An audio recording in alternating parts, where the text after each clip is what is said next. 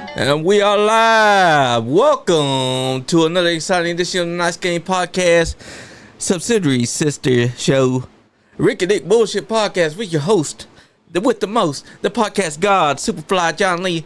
And tonight we got a doozy of a show because we got the champ in the house. We got Charles Colton. What's up, brother? I'm glad to be here. Glad to have you. Finally in the studio. Glad to have you. I mean, we've seen what's been happening to you. Like when the fact that they had a conspiracy toward you to get rid of your third title, and then you had to fight to get that back. Man, who do you think is the one that's behind all that? I think it's got to be that Terry England. I mean, yeah. I won't take nothing away from Terry being the greatest promoter in Commonwealth history. That's true. But I think he has a conspiracy against me. I do too, because you think about it, he was making sure that you was going to lose that title. And you lost the title, and then he was holding it over your head for the last couple of weeks. First time you see that you come around the show, he had to remind you, former television champion. It's almost like he knows what to press the buttons on. I believe you're 100% right. I had showed up and I believe we were in Edmonton that night, and I had showed up. I pride myself on my abilities in the ring, but I did not show up in prize fighting mode. I did not show up in condition to defend a championship. Exactly. And it was sprung upon me when I was not ready, and I had unfortunately that night lost the title due to the conspiracy against me. Exactly, because it feels like that is exactly what Terry was hoping to do. Remove one of those titles from you, because it feels like he was jealous that you were the champ, and that he's not a champ at all. I believe that has come back to bite him, though, as I am once again the champ. Yeah, that's right. And I was going to ask you, where did you get your start in professional wrestling?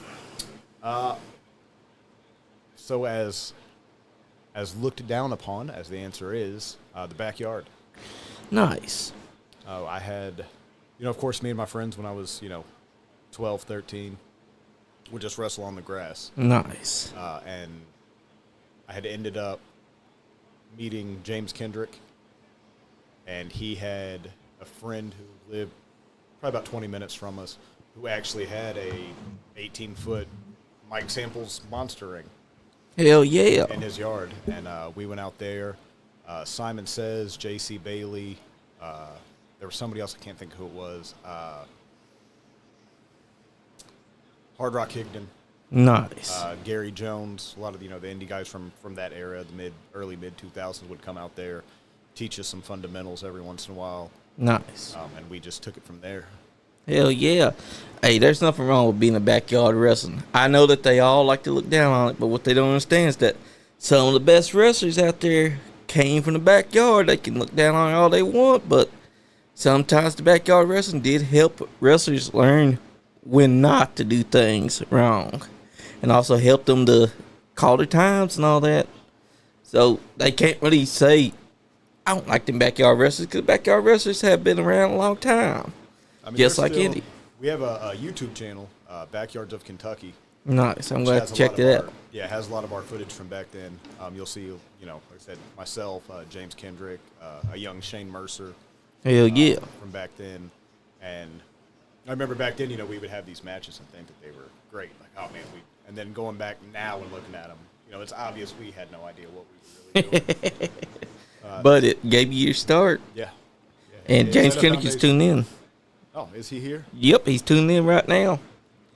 How you doing, James Kendrick? But yeah, that's exciting, because backyard wrestling, people look down on it, but it gave a lot of wrestlers like you and James Kendrick and Shane Mercer your start and proved that y'all wanted it. And as soon as y'all stepped into the professional time, it helped you further. And you're proving every day that you can still go, that you're one of the best that there is. I mean, right now you're holding 3 championships, and that's a big feat. Of course, we know that Terry England tried to stop you from having 3, but you found a way to get it back. And you would have been a heavyweight champion here recently too. Yeah. I've actually had 2 matches for it this past week. Last night in Somerset, myself and Brandon Wolf had a street fight. And then 2 days before that, me and Brandon Wolf had a cage match. So we've been going to war Nice. the past couple days. That's what I'm talking about. I'm covered in bruises. My wife was going over this morning counting them. Ooh. Hey, that's the price of war, though. It is. James Kennedy said, I'm doing good. Just pulling up to the Bullpen show. Hell yeah, brother. Bullpen's another promotion I got to check out. We've been trying, but every time we do, we end up having scheduling conflicts. But we will be going to a Bullpen. And I just want to know how the Creekwater Syndicate started. So Creekwater Syndicate really started back in 2000. So in my neighborhood, I was, out of my group of friends, I was the youngest. Yeah. And we were all outside. This was probably late summer, early fall, 2000. We were all outside playing basketball. There was a family moving in right across the street from where we were playing at. Yeah. And the little boy walked outside, and he just sat in this driveway and just watched us play. And I was like, hey, I said, should we go over here and invite him over? They were like, no, he's too young. Because he was, like I said, I was the youngest, and he was a couple years younger than me. He was probably 6 or 7 years old at the time. And I was like, well, I'm going to go over here and talk to him, So I went over there and talked to him, and that little boy was Trace Evans. Hell yeah. We've been best friends ever since. He was, so I knew him when I was my parents' youngest kid. I knew him before I had younger siblings. Nice. So that's why I was telling her that's my brother. There may not be the blood there, but he's been part of the family longer than my actual siblings have. So definitely, that's how most family ships happen. You find your best friend, and through thick and thin, they become thicker than blood. Yeah. And they become like your ultimate brother. And when y'all got into wrestling, that's when y'all decided, you know what? We're family. Why don't we team up together? And that's how Creekwater Syndicate started taking names. Yeah. And now we're, from being those little kids, wrestling, we would get on my porch, and it was my porch at the time was kind of square shaped. Yeah. And we would use that square with stuffed animals and wrestling buddies and stuff, and go out there and have matches on the field. Hell yeah. And now we're tag team champions together. Hell yeah. The first time we saw you as Creekwater Syndicate was at XCF. That was in December 2023. Cause I remember that you and him were beating the heels inside the match against Madman Pondo and Shadow. Yep. And y'all with the well, they were beating the hell out of y'all. That was my first time realizing, so they're more than just regular professional wrestlers, because they were doing things to y'all that hadn't happened before. Yeah, there was a lot of things I experienced in that match that I had not before and have not since, and hope not to again. That's what Man Paul's about, though. He brings the deathmatch feel to everything. But then I saw you at Elite Wrestling Alliance, and I was like, now I remember these guys. Because I remember that you were wrestling at UCW or TCW, and there was singles.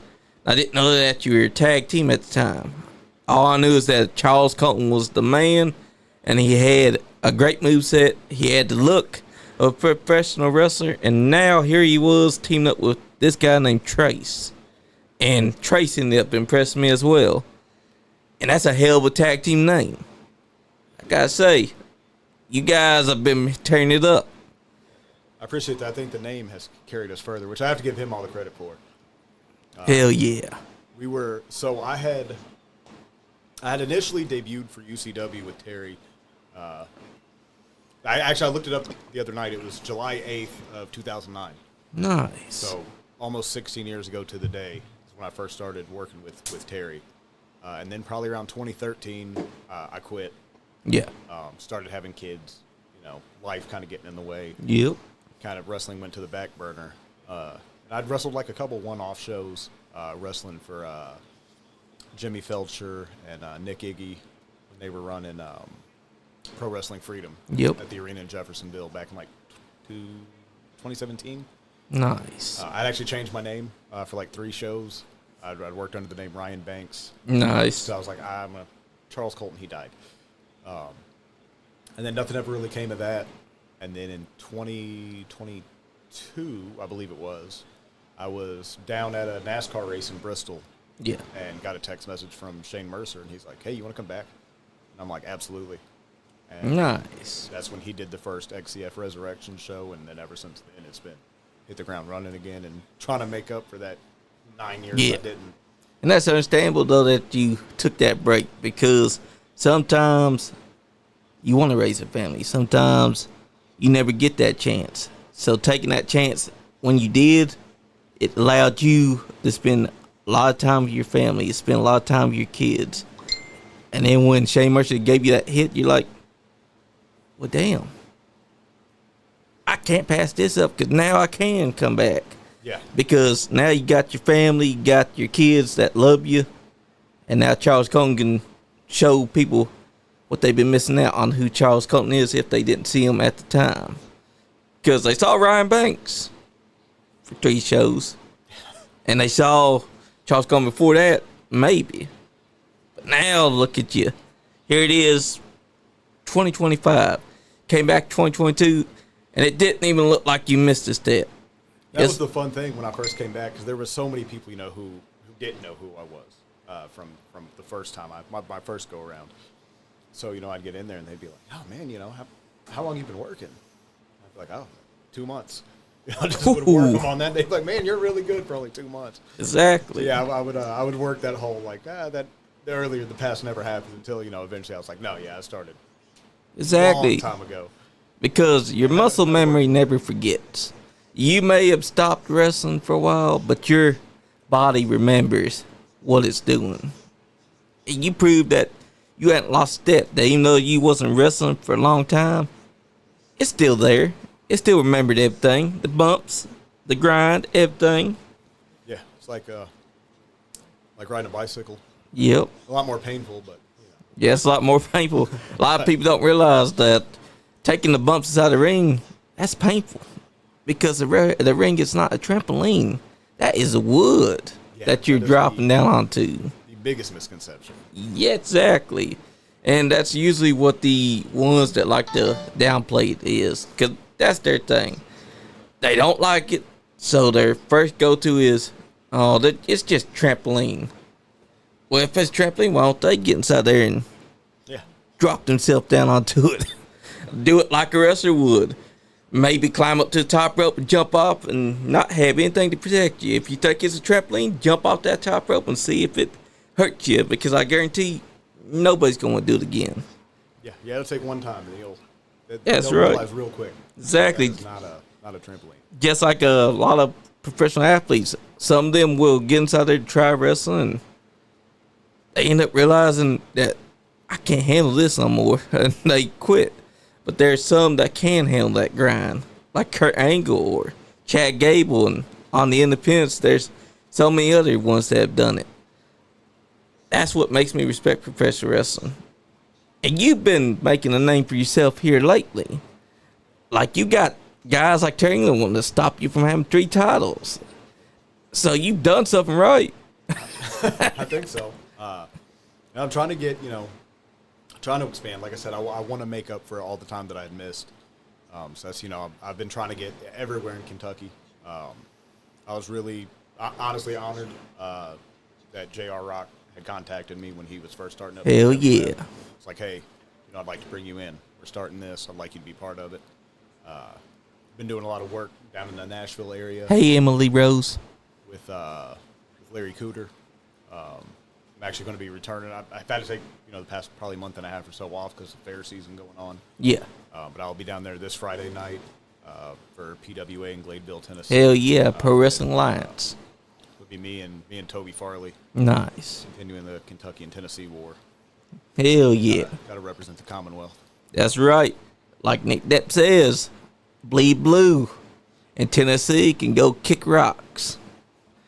And that's something that I like about that, because seeing you and Nick Depp interact, Nick Depp's one of my favorites. His energy that he brings makes you believe that this guy can really grab you by the head and tear your eyes out if you say the wrong thing to him. And he's bleeding blue, and he's carrying that blue with pride against Tennessee.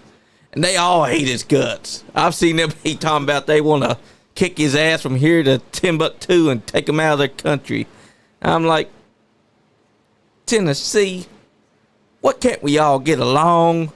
then again, I remember then they don't bleed blue, so they could go kick rocks. No, they I want to say it was in May. Me and Nick Depp actually we had went down there and we hung Larry Cooter.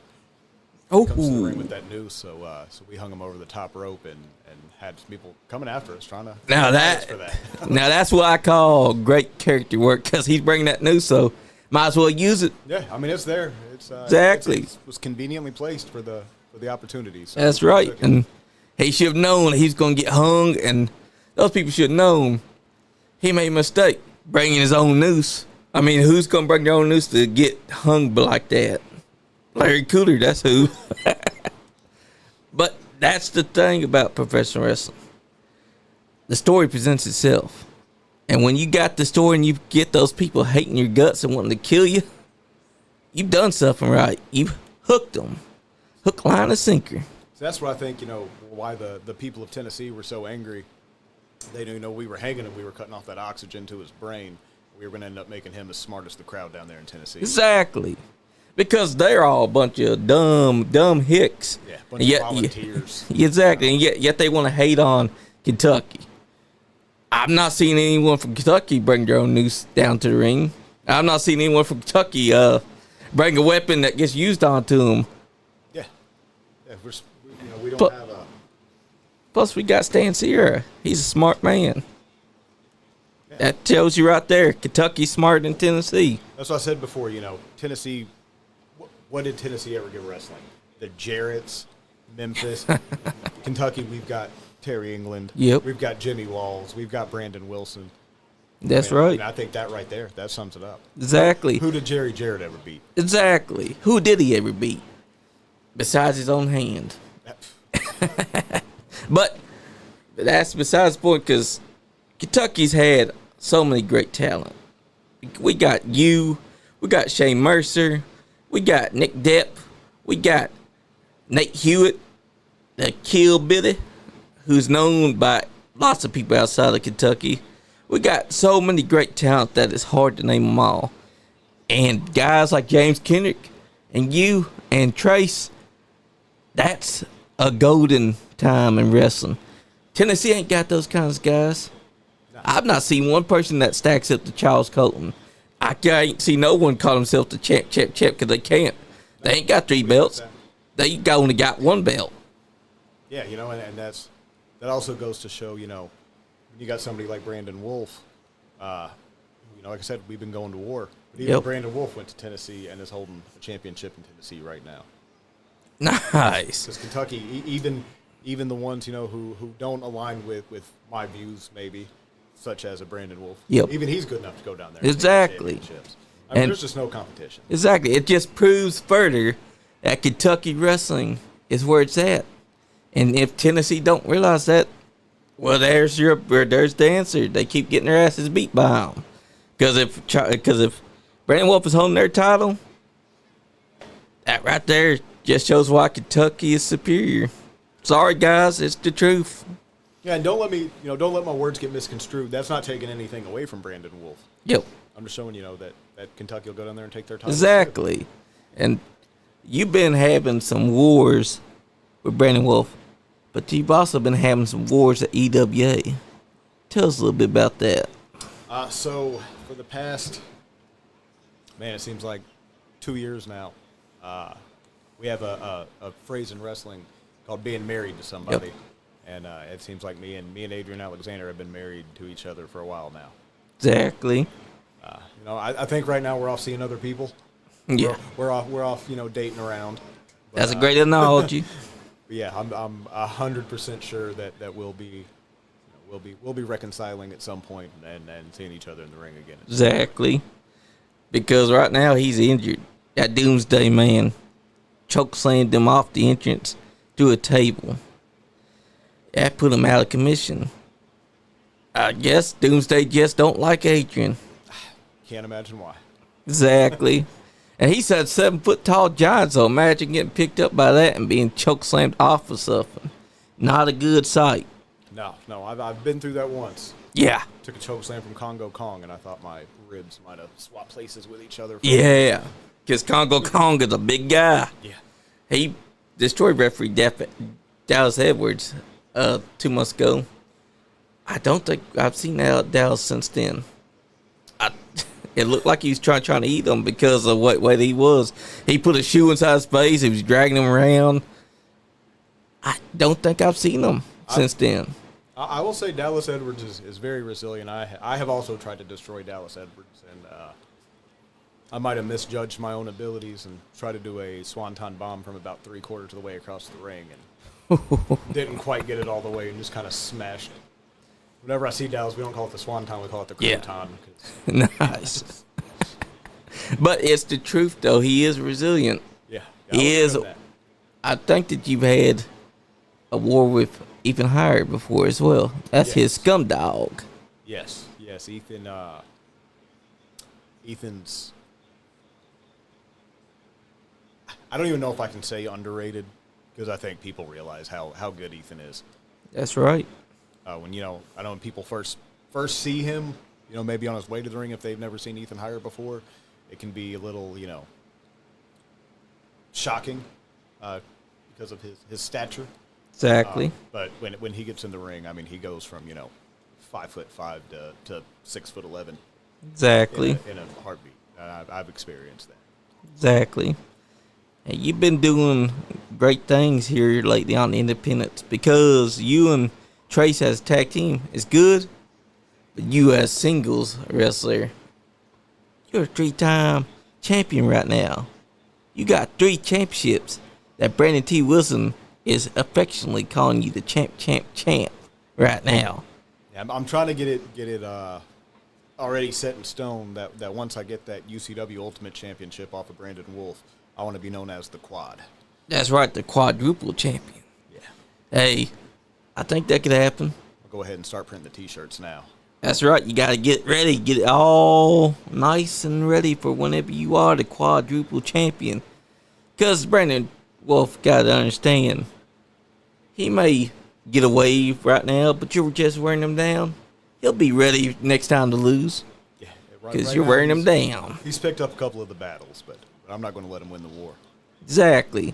And you're also resilient because you lost your title, but you regained it. You didn't let the fact that you were no longer champ stop you.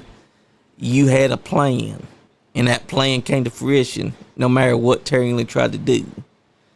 It just shows that you're going to outsmart Brandon Wolf one of these days, and he's going to make a tiny little mistake, which he might. You never know. I mean, after that war that y'all had where you're both bruised up right now, you might never know when you go to finally wrestle him again. That's when you're gonna get him. See, that's why every match we've had, I've tried to. There was a match I focused on the elbow, the shoulder. Last night I focused on the knee. There it is. Completely weakened down until there's nothing left, and that's when I'm gonna be like a vulture. I'm gonna come down and I'm gonna pick the rest off the bones. That's why I have a feeling because you've already got the knee weakened. So next match that you go in, he better make sure that he's got his eyes on his knee because that's what you're going to go for because you've already did the work on it. Now you just got to work on it a few more times and he's going to tap out. A lot of people don't understand submission games are brutal. And I have seen you do some submissions. So I think that you have a chance to make Brandon Wolf tap out and become quadruple champion next time that you wrestle him. See, I believe that's what happened to me last night in the street fight. I kind of took my eye off the ball.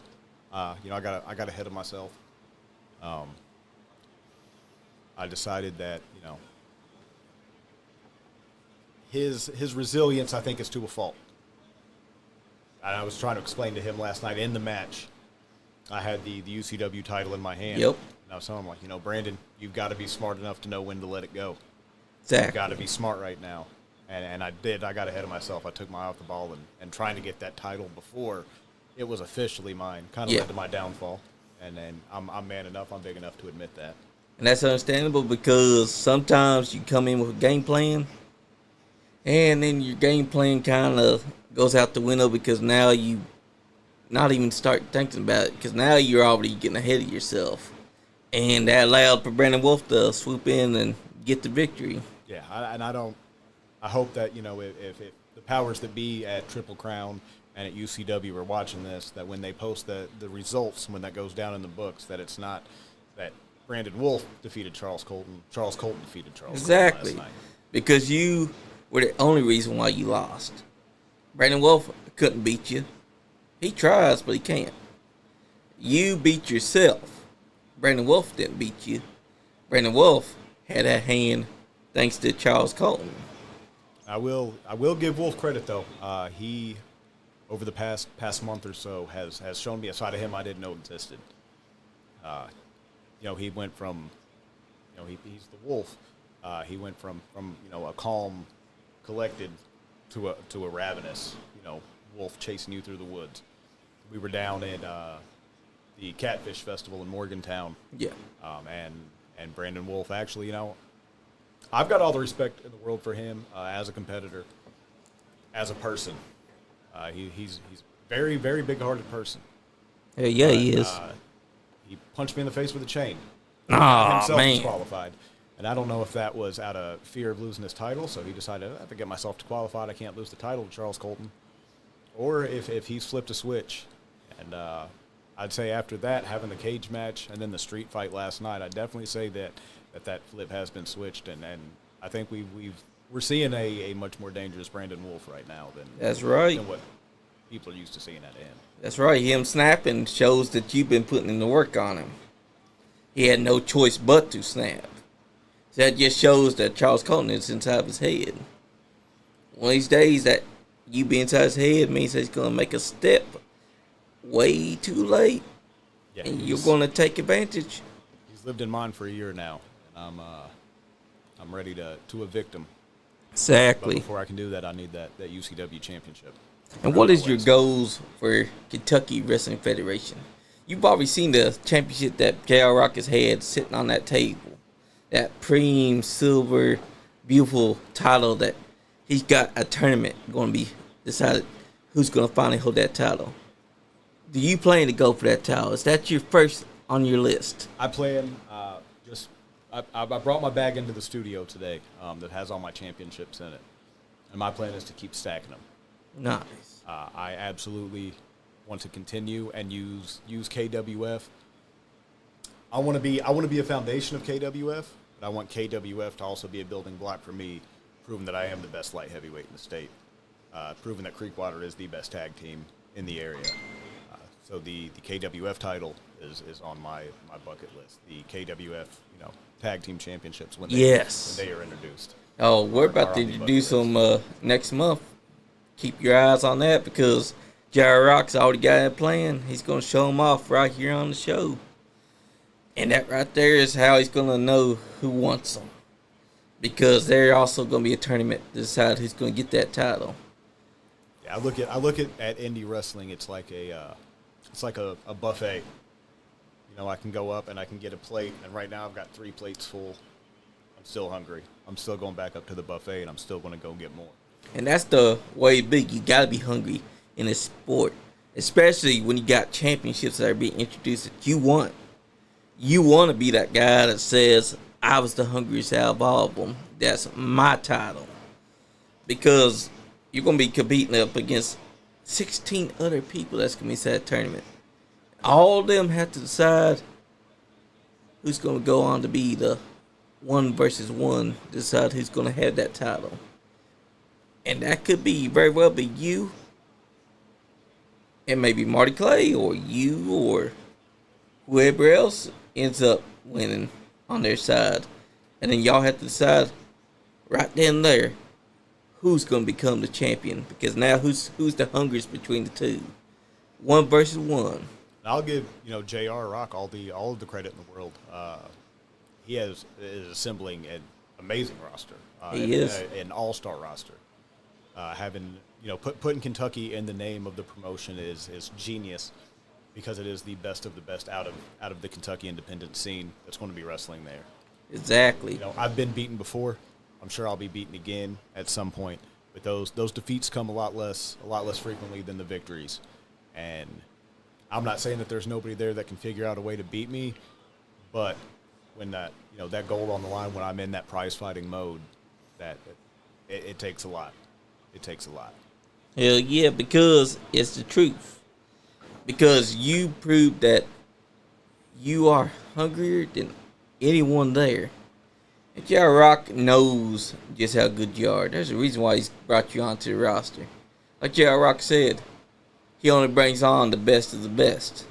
Because he wants to prove, without a shadow of doubt, that Kentucky Wrestling Federation is the place where the best of the best are going to compete for his championships. Because he's not going to just bring in any jackleg, any one that's not up to par. He wants to prove that his roster has it all. And you're one of the first people that he was thinking about. And that means when September 7th comes here and people start seeing the tournament for that title, and they start seeing the women's title and the tag team titles getting their tournaments made, whew, I guarantee you they're going to be getting the show. Because y'all are all going to have something special. Yeah, I'd tell anybody listening right now to go ahead and jump on the KWF bandwagon before it's full. That's right, because they've got a show coming up. That's for Teamsters, which is going to be Labor Day private show, but it's going to have the roster competing 5 matches. That's not even counting August 1st. And I'm also trying to help J.R. Rock set up another show. This one for July 27th, because we had a guy called Slime Bushi that was in here. And he wants to do something special at a fairground that he's running. He wants to bring in KWF for that. I told J.R. Rock hit him up and get to talking, because, man, it's starting to sound like KWF is where it's going to be at this summer, because, woo, J.R. Rock has big plans. Yeah, just the first show that he had done in Frankfurt last month, or month before last. I apologize. I work a lot of shows, and some of these dates, they blur. Hey, that's all right. But for it being the first show, and almost being like a test drive, everything went smoothly. The production, everything was excellent. If I didn't know that KWF was still on the ground floor and that was their first show, if I would have shown up and worked, there would have been no way I'd have known that it was the first one, with how smoothly everything went off without a hitch. Exactly. JR, Dale, the whole crew is doing a fantastic job. What has your thoughts been on Dale Bass? I'm a Dale Bass guy. Nice. So are we. We've had him on here twice now, and he's proved that he's the man with the plan. You go to him, he's got all the knowledge. Yeah, he's I'd absolutely put him on the Kentucky Mount Rushmore. I would too, because he deserves it. Also, Ready X, did you know that he was a 19-time NWA champion? Yeah, I did not know that. And that he had to lose it 18 times to be a 19-time champion? That's true. That math does work out. Exactly, but he won't like it if you remind him that he lost it 18 times. He likes to be the only 19 time. I've actually changed my ring shirt recently. I usually would wear, my logo. Yeah. My own. I've actually been doing a Rated X shirt lately in the ring. Nice. That right there proves just how influential he was. Rated X has still got it too. He can flip the switch just like that to go back into Ready X. Jimmy Walls may be here, but Ready X is always there forever. Oh, 100%. The first time I met him was at a fair show. I think it was in Danville in 2023, I believe. And I went out there, had the match. I believe it was with Cody Matthews. Got back, and Jimmy walked up to me. He said, "That was a great match. If I ever see you do this in my ring again, I will climb in the ring, I will tear your arm off, and I will beat you to death with it." And that was my first introduction to Jimmy Walls, and immediately I was like, that's my guy. Hell yeah. That's Jimmy Walls for you too. There's not a very major difference. There's definitely a gradient where Rated X and Jimmy Walls come together. There's definitely a fine line there. Exactly. And you've gotten to work with Bobby Blade, haven't you? So, I don't believe I've worked with him one-on-one. I think we may have done something in kind of a one-off for Terry back in, 2018. It was myself and Low Income against Ronnie Roberts, And me and Ronnie had just discussed the match like 2 days ago, and I can't remember who his partner was. But I believe Bobby Blade had done like an interference in that match, and that was the only time I actually got to work with. I got to speak with him last night at the Hall of Fame show last night. Earned a lot of respect for him. Congratulations to Bobby Blade. Yeah, I had no, I explained to him I had no disrespect for him going into it, but after sitting talking with him, a little small experience I had with him last night, I was like, I have 100 times more respect for you. Exactly. Absolutely, as a person, much less the wrestling career. As a person, with respect for the wrestling business, absolutely deserved that induction last night. That's right. A fan from TCW said, "Hey Charles, keep up the amazing work." I'm trying. I'm trying. It's the facts, because you have been putting in the work, and at TCW, UCW, and USWF, you've been doing your thing. A lot of people may know you from EWA or XCF, but if they go out there to those shows that's happening right now at the fairs, whoo! Yeah, if you're, come around, watch these shows if you haven't been to one. I mean, we're all over the state, and at the beginning of fair season, I had told Terry and Jimmy both, I was like, I want all of them. That's right. If you're having a show, my name should be on it. Exactly, because why wouldn't you have a show that has Charles Colton on it? Why would you have a show that doesn't even have him there? That's when you know that you're something special. They know that you should be on there all the time. They know that every show should have Charles Colton. If they don't, then they must be living underneath a rock. See, I don't ever walk into a show expecting to walk out being liked, but I'm going to walk out being remembered. That's right. It's going to be like, I watched this wrestling tonight, and this one guy made me hate him so much. This Charles Colton, I wish I could have torn his throat out. That's right. As long as they leave that show remembering that I was the guy who did that, I did my job. That's right. It's like that new Lex Luthor inside the new Superman movie. There's no redeeming qualities to him. You'll hate his fucking guts. That's what you want the people to feel when you're there as the heel. Yeah, and don't get me wrong. If they like me, I appreciate it. Hey, that's good too. It was said a long time ago. It's the wrestling business, not the wrestling friendship. Yep. And Terry England brought it up at Lake Fest.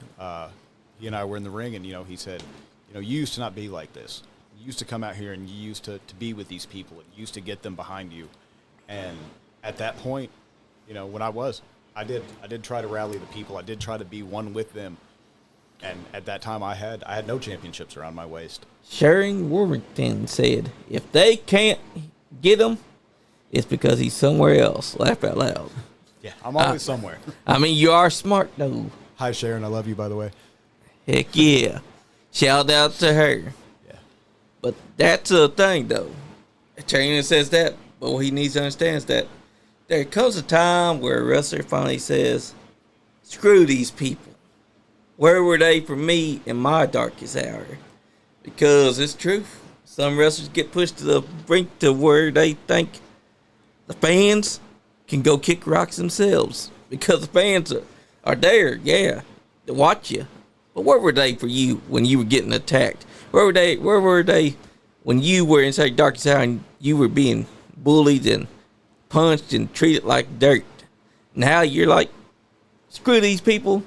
I'm taking what's mine. I had, last October, I was working a fair show for Jimmy Walls. Coincidentally, I was wrestling against Trace Evans. Nice. We were doing a one-on-one. We don't get that opportunity often. It's like that's rare. Iron sharpens iron kind of thing. Let's test each other out. And at the end of the match, 100% legitimately separated my shoulder, cracked my collarbone. Ended up, we left that show that night and then drove out to one of Brandon Wilson's shows. Yeah. I wrestled it, couldn't pull my arm off my side, and still wrestled a full match. Then after that, I was out for 8 weeks. And, I was still showed up to shows, my arm in a sling. I never got on the internet to ask for any handouts. I never set up a GoFundMe. I put my nose on the grindstone, worked through the injury. And I realized, in that 8 weeks that I was off that, there is nobody there for me. Yeah. That if I'm going to get this done, I'm going to have to do this myself. And that's why right when I returned, came back to TCW after the injury. I saw an opportunity to get the tag team championships off of Marty Clay, and I did what I had to do in that match. And, I walked into that match very well loved by the fans in Southern Kentucky and Ferguson. I walked out not very well liked by them, but I walked out as a champion. And that's the thing. I walked into those shows for 2 years at that point, loved by those people, walked out loved by those people, but I never walked out with gold around my waist until I did what I had to do. You did what you had to do. And even though Marty Clay is our champion, I understand why. Because he had the titles and you wanted them. And you wasn't going to wait for opportunity. You were going to take them right then and there. And that's what you did. Yeah, and it's nothing against Marty. Marty's an amazing talent, as probably the brightest future in Kentucky independence right now. But, it's kind of the same thing with Brandon Wolf having that UCW title right now. You can be the greatest person in the world, but if you have something that I want, you're not paying my bills. You're not feeding my kids. You've got something that I want that's going to help me feed my kids better and take care of my family better. You're a roadblock at that point. That's right. And you came in, took the title, and you've been proven since then. Because at UCW Converting Super Show, you proved that how smart you was with your contract. You said that you were leaving. You were showing it off to the crowd and telling them, I'm out of here. I'm gone. You'll never see me again. You left. Marcus Johnson's now at his breaking point where he's down and out. And who is it that comes in to take the title off of him? I have to correct you there. It was Kevo Thrives. Oh, yeah. That's what yes. I was sitting back there watching, and I knew there was going to be an opportunity at some point. I knew that the Southern States title was being defended. I knew that, Brandon Wolf and Chris Michaels were going to be fighting for the UCW title. So I got back and I was getting my stuff together, and I was like, I should probably hang out and watch this for a minute. Let me get out of this suit. Let me sit back and watch. And the way that Kevo Thrives beat Randall Shane. Yeah. That's who I was thinking. Valiant. As a champion at that point, as being one half the TCW Tag Team Champions, and being, not a lot of people probably know this, I'd actually held the Southern States title back in 2012. So having previously been that champion and seeing Kevo Thrives win it in the way that he did. And on his debut. Hell of an athlete. He did not need a crooked referee. Yeah, I know, right? And that same crooked referee didn't help him when you cashed in. Yeah, and I saw that sitting backstage, and I was like, no, that title deserves more respect than to change hands because of a referee. So I went out there and I righted a wrong. That's right. Kevo Thrives won the title the dirty way. You won it fair and square. Yeah. Contrary to what the people were trying to say, I don't know why they were booing you. No, I was contractually allowed to cash in at any time I wanted to. And exactly. If you're a champion, in any promotion, if you know that there's somebody walking around with that kind of power, you've got to understand. You've got to be looking over your shoulder for it. Exactly, and he just won, so he should have had his eyes looking everywhere, because you can't celebrate when there's someone with a contract waiting to take that opportunity from you. And you did exactly what you were going to do. It may have been his big night where he was getting to show the people who Kevo Thrives is, but he was in Charles Colton's house. And Charles Colton was about to let him think that he was going to get away. He was celebrating after a cricket referee like Gary Valiant hit the stunner, and then 1, 2, 3, fast count. And it's awfully funny that he didn't help Kevo after he helped him the first time. So that shows you there is no honor among thieves. Not at all. Not at all. I'm surprised, Terry England didn't send him back out to try to stop me again. Exactly, because he has tried to take the towel off you before, because he took that towel from you a couple months ago. And now it's back around your waist. I think it's going to stay there. Oh, we got someone calling in. Hold up. Let me put it on speaker. This is Carrie Thornberry. Hello? Hello? Hello? Huh. bought the car back. Because she wasn't come through. Hold up. This is Kara. She's the fan that makes the magnets and also does impressions. She's the one that's calling in.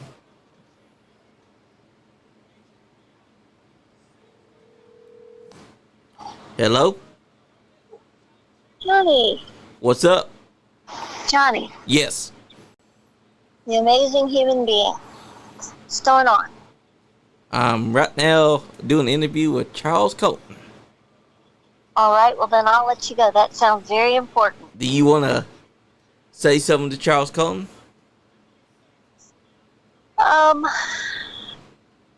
Can you give me a little brief bio?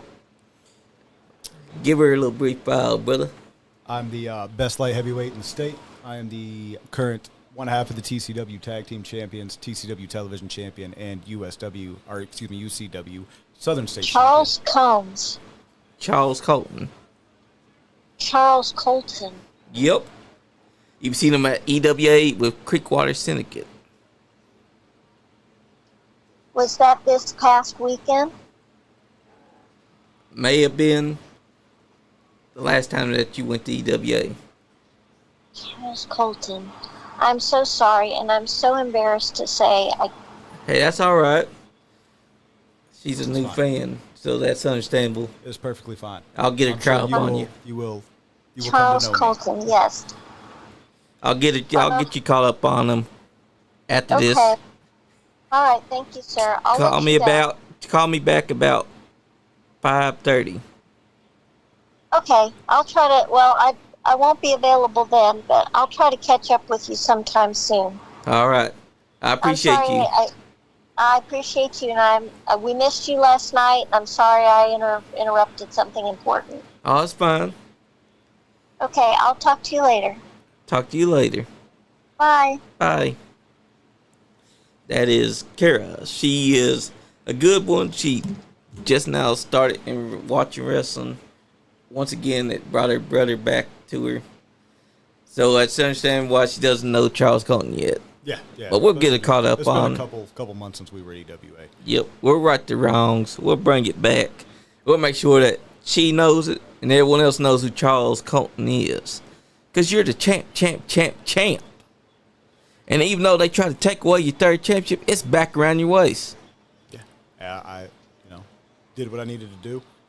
I keep hearing this conspiracy from the fans that, you cheat. I'm not In seeing you my cheat. experience, if you cheat, you lose the match. You Exactly. get disqualified. And, I was told I cheated when me and Trace won the tag titles. Well, we wouldn't have won the belts if we would have cheated. Exactly. I was told I cheated when I regained my television championship. I'd have lost if I cheated.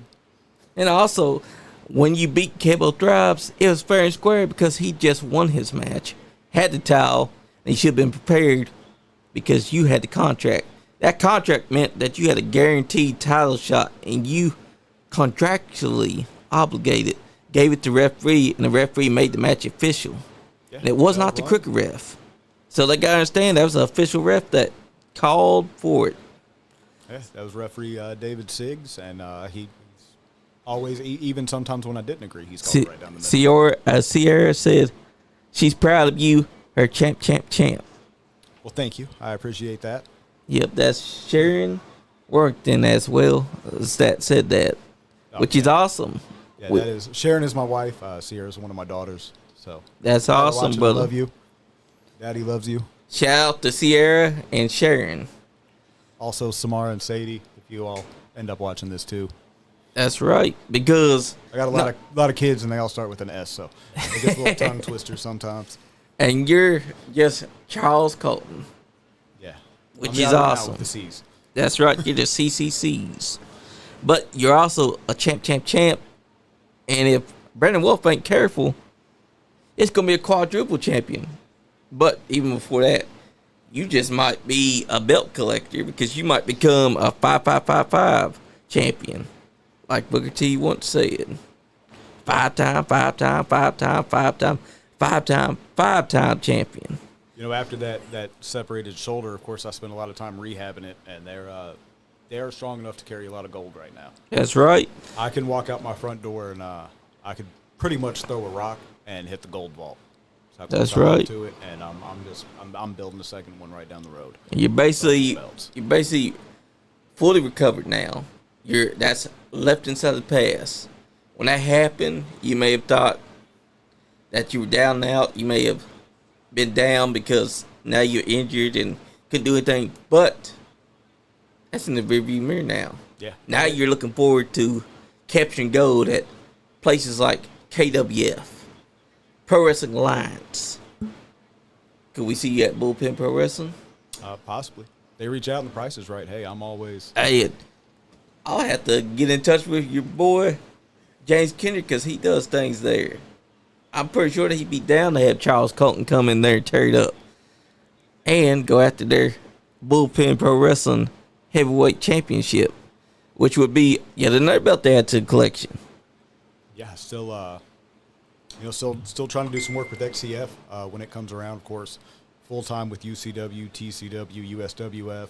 I was saying earlier, working with Pro Wrestling Alliance in Tennessee. I'm always open to go anywhere. Exactly. And that's the right thing to do, because in professional wrestling, the best ones are the ones that are willing to travel. Because there are a lot of wrestlers that choose to stay in their lane and they don't realize that's doing them a disservice to what they could do. Guys like Shane Mercer, Shane Mercer, he travels here, he travels Tennessee, he travels Indiana. He's been tearing up over in Japan.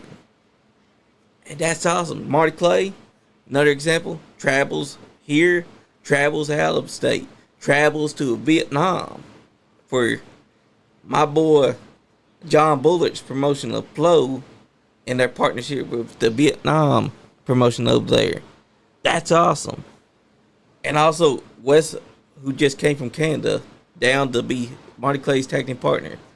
That's the greatest wrestlers when they travel, because they're saying, I'm not going to be one of those guys that's typecast that's just staying inside my state.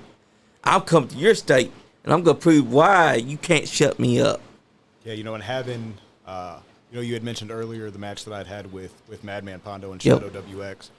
To have, people from Japan come over here, and I've tested myself against them. On this fair tour, I've tied up with Wes Barker a couple times. Have somebody from Canada down here. And I've been able to test myself against people from around the world in my home, and I'm absolutely ready to go and test myself in their home. And that's what it's all about, because you're proving that not only are you here in Kentucky to prove your name, but you're willing to go from out of Kentucky and show any place here that Charles Colton is the man. Like Ric Flair once said, to be the man, you got to beat the man. And they're going to have to beat you to prove that they are the man. And that's yet to be seen, because you're doing everything right. That's what I'm trying. There's any, promoters from Ohio, West Virginia, anywhere, this phone right here. Look me up, Charles Colton, on Facebook. I'm not hard to find at all. That's right. It's all about networking. Let's do business. Damn straight, they should be hitting you up. Because I don't see any reason why no promoter would want to get you on their promotion. Because your name alone says that you are the man. So them bring you on, that's going to give them more star power, because you are a star. No matter what people say, you are a star, because right now, holding 3 belts, that makes you the man. That makes you the top dog at the moment. And even though Brandon Wolf has his heavyweight championship, that's going to be yours soon. And then you're going to be the topper dog. And hell, don't let my focus on Brandon Wolf, confuse anybody. Izzy Vaden, all the respect in the world to Maximo Suave. Yep. He's a good brother, but I heard he's just won the USWF Commonwealth of Kentucky Championship. Uh-oh.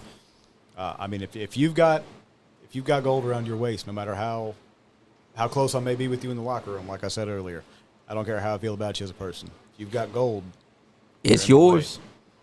They better all be realizing that there's a target on their back. If they got gold, Charles Colton wants it. Just like KWF's championship, just like any title that you've been setting your eyes on, you want it. I feel like they should all stop underestimating you because you may have been a tag team guy with Creekwater Syndicate, but you're also fierce as a singles competitor. Because I've seen it firsthand. XCF was the first time when I saw this guy can handle it. Because you were getting whacked around with weapons and everything. You're proving that you're tough as nails. You're not just going to settle for less. You're going to settle for more. Madman Pondo's lucky that you did not show him what Charles Colton is all about at 100%. Yeah, I think that, leading up to that, not a lot of people knew who we were. The people that did know who we were probably thought, they're just the drunk, silly guys in the frilly tights. And I think that proved that we're, we are what we say we are. We like to have fun. We like to. That's why we were wearing, the bright greens and pinks and all that. We like to have fun, but there's no. The word character and gimmick gets thrown around in wrestling. With Creekwater, that doesn't exist. It earned my respect for y'all because after watching y'all go up against Madman Pondo and him and his knife and his saw blade, I was like, well, these guys are legit. Because y'all were doing something that not a lot of other tag team guys were doing. Those guys would have been hearing, oh, I got to go up against Madman Pondo. They would have probably said, oh, I can't make it. My tire popped. Not y'all. Y'all are like, we want the smoke. Bring your ass on to us. And smoke they did give you. Yeah, I was actually at that. The couple months leading up to that match, I was on a hiatus from XCF. And I had gotten a message from Shane, and he said, Pondo and Shadow are coming in. We need Creekwater. Whew.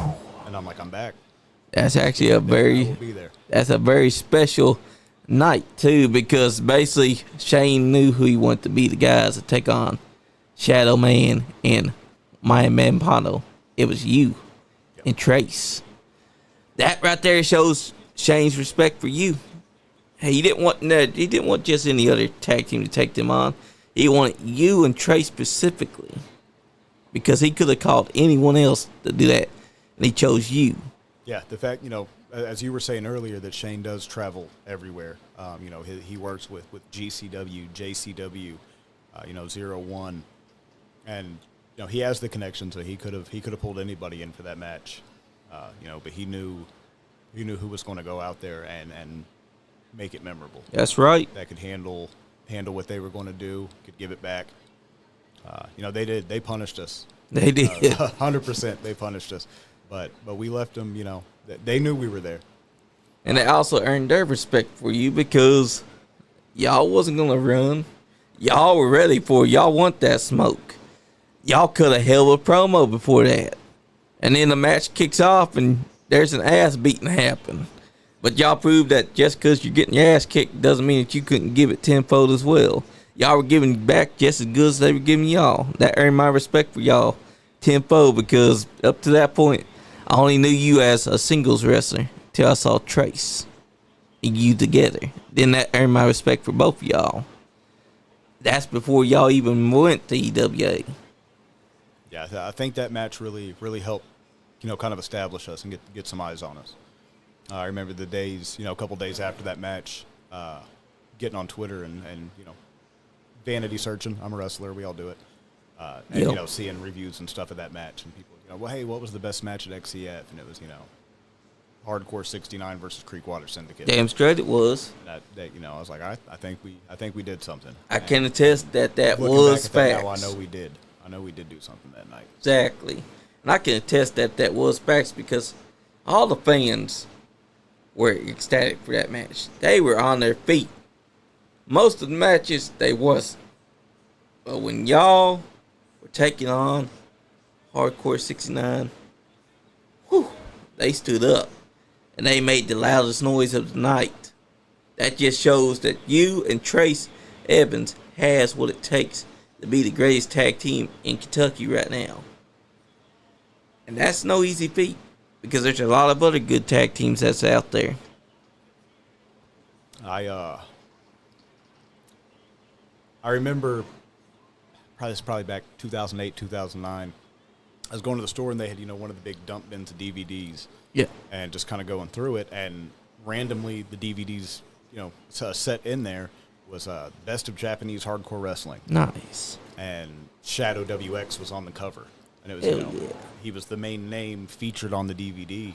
And so, looking back at that, when we were standing across the ring from him, like it was kind of like a full circle, almost surreal moment that, this guy who I had found because I randomly found a DVD in a dump bin. And then, being a kid, playing the backyard wrestling video games, Madman Pondo being on there. Yep, same here. And just being across the ring, being able to share the ring with these guys that, like I said, they were characters on a TV screen at one point. And now, it's real life and we're fighting them. We got our asses kicked that night. We gave some back, not enough. Yeah, that's true. But we were beat, but we weren't killed. That's right. And that's the thing. I've had my ass kicked before, but nobody's killed me yet. That's right. And until that day, I'm still gunning for everything. It proved that you won it. You were hungry that night too. Even though they didn't have championships, you were hungry. That proved the Madman Pondo and Shadow Man that you are here and that you're not afraid of either of them. No, especially Madman Pondo and his knife. Yeah. Yeah, I ended up almost looking like the Joker walking out of there, but that's the logo, the catchphrase, Colton versus all y'all. That's right. All y'all is legitimately what that says. It's all y'all. Sharon said, Samara says you are definitely a star and everybody needs to know it.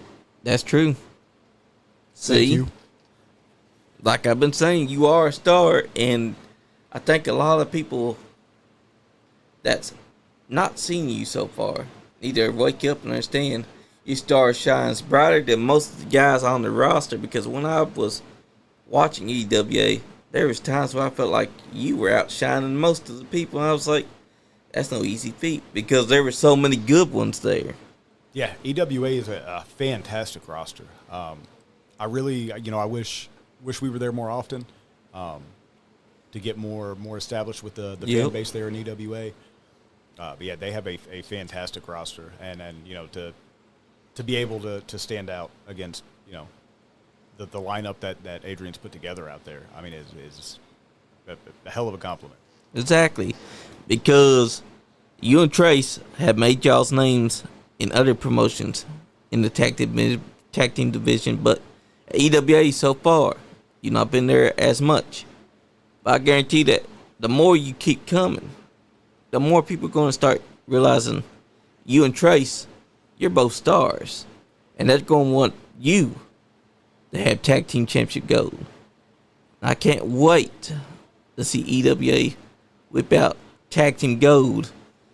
Because I guarantee that either you and Trace are going to take those titles, or down the line, you're going to take them from whoever has them.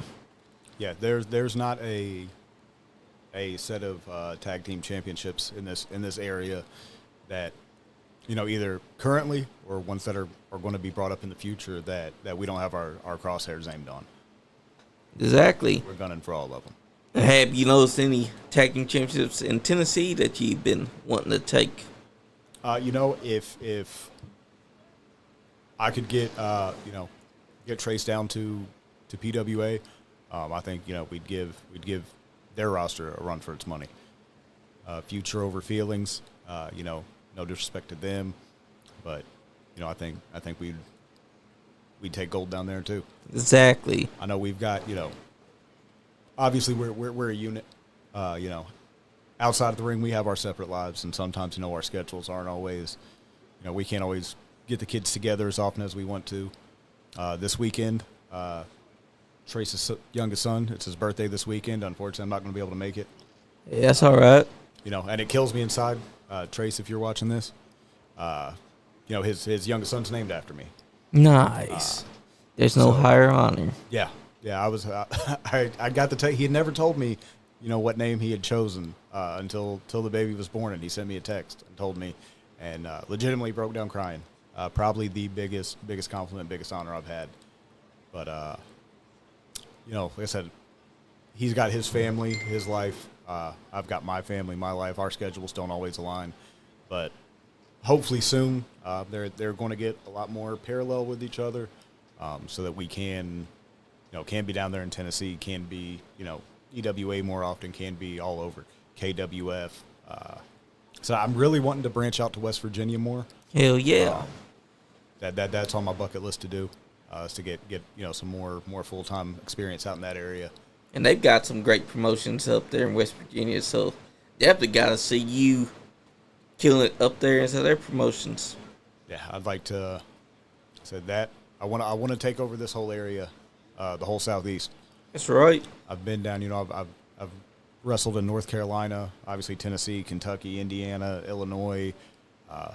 Still, like I said, I need to get out to West Virginia. That's one soon, and then after that, it's going to be kind of a world conquering mission. Exactly, because there's no greater goal than taking over the whole tri-state area. Because I think that you have a chance to do that.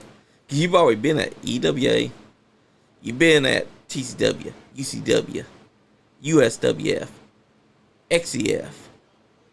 You got all these promotions from Indiana to Kentucky to Tennessee, West Virginia, Florida. There's so many promotions that you can take over and make your own. They just don't know who they're dealing with when Charles Colton goes there. Yeah, and it's kind of a one look thing. I don't treat any show different than I do another one. If we do business, you bring Charles Colton into your show, you're going to get the same Charles Colton. Exactly. That's the reason why Brandon T. Wilson is ecstatic about having you. Because you're the champ. And he can rely on you to get the job done.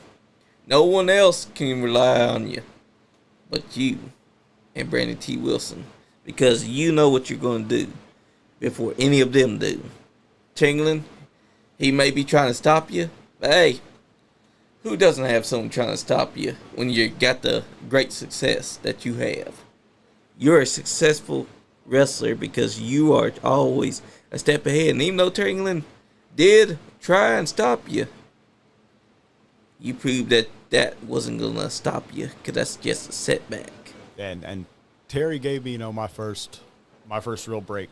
When I got into indie wrestling, had done a couple shows up in Indiana, just because the whole licensing thing in Kentucky and all that.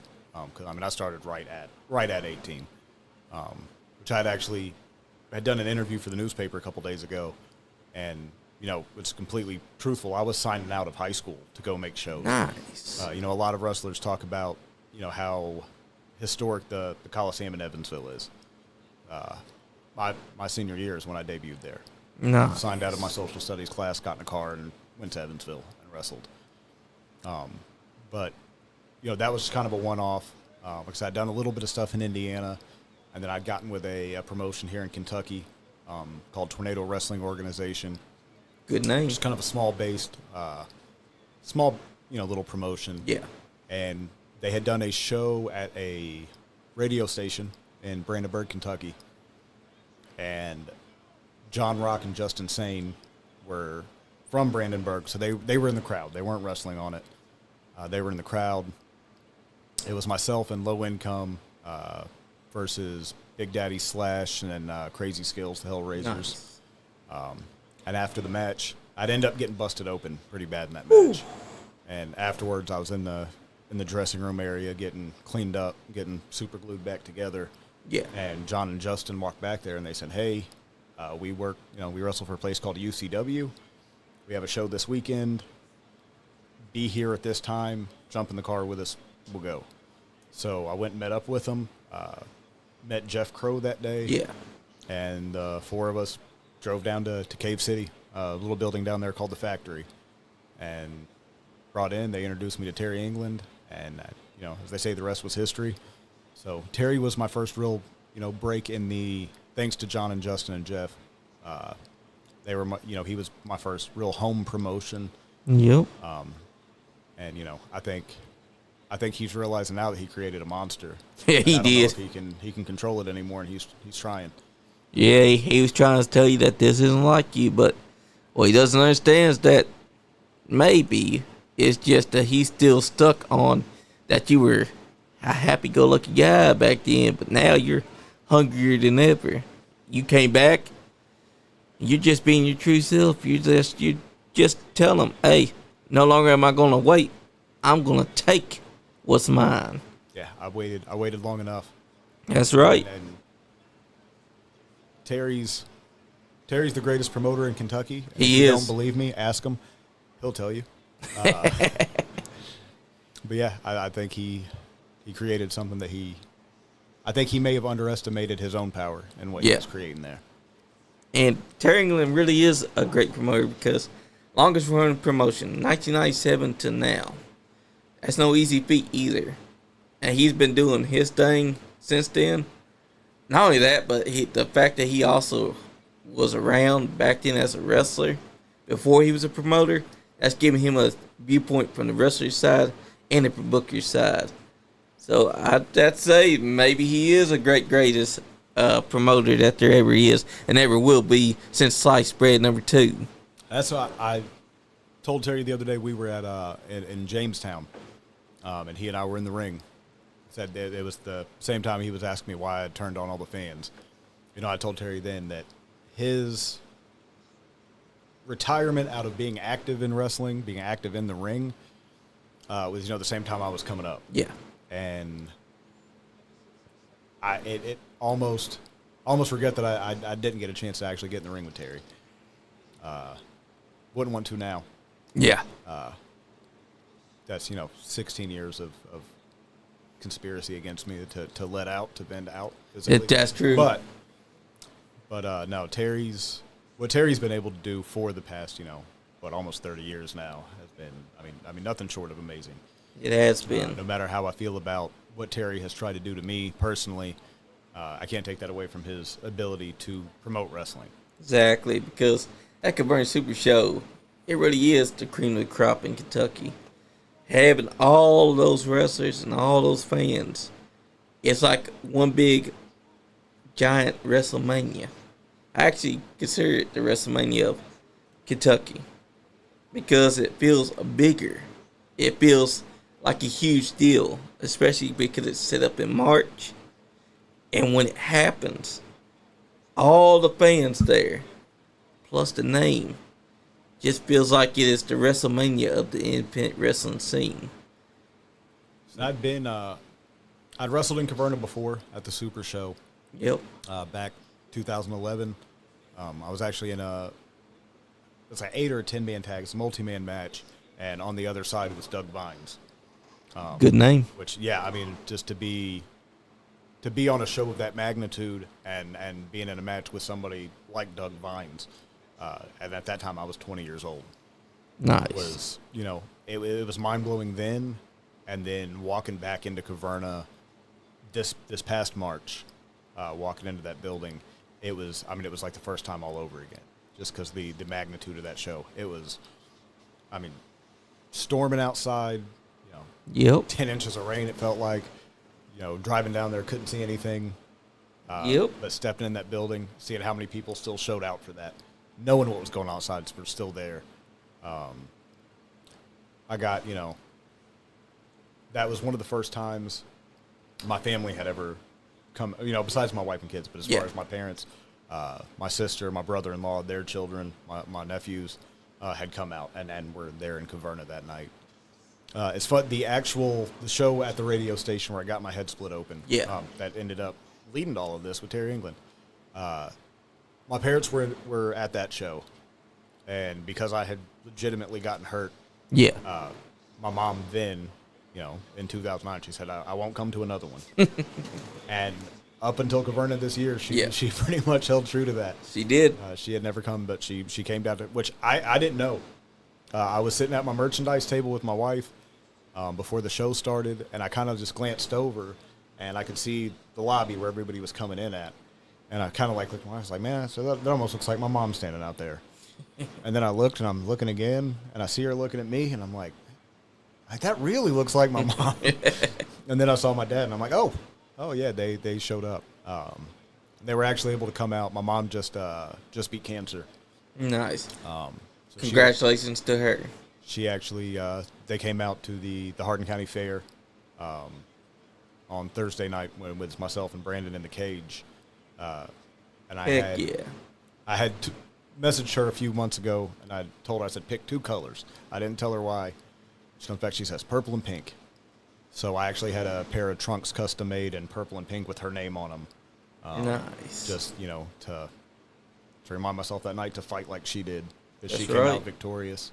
We have a saying here at the Nice Game Podcast. Fuck cancer. Yeah, 100%. 100%. And she proved that she was a fighter. Yeah, she did. She fought it. She beat it. Sorry that I'm a terrible son and lost the match while I was wearing the trunks to commemorate her victory. Hopefully she doesn't look down on me too much for that one. I guess I'll see come my birthday or Christmas. If there's a few less presents under the tree, I'll know why. Hey, technically you beat yourself, though. It was actually you that beat yourself and not Brandon Wolf that beat you. Yeah, I disputed it for the past 2 days because we both come down the sides of the cage at the same time. And I couldn't get they said that his feet touched first. I couldn't get a clear, concise answer on that. But somebody did post a video they had taken, had replied to a post on Facebook with a video, and I'm still not 100%. It may appear as though he might have come down first, but I'm not convinced. Exactly. Where he came down at was the side that Terry England was sitting on when the call was made. Yeah. So I'm just saying. And also, it could have been doctored footage as well. They could have been showing Brandon Wolf looking like he hit the floor before you, but they actually spliced 2 footages together to make it seem like he hit first. Yeah, I'm still not 100% convinced. Exactly. I'm not trying to tell anybody, that 2 + 2 = 5. Exactly. But when I'm put into title matches I'm not prepared for, when a match is called based on the perspective of Terry England, when I was on the other side of the cage he couldn't see. That's true. I'm just saying, there might be some fire where that smoke is.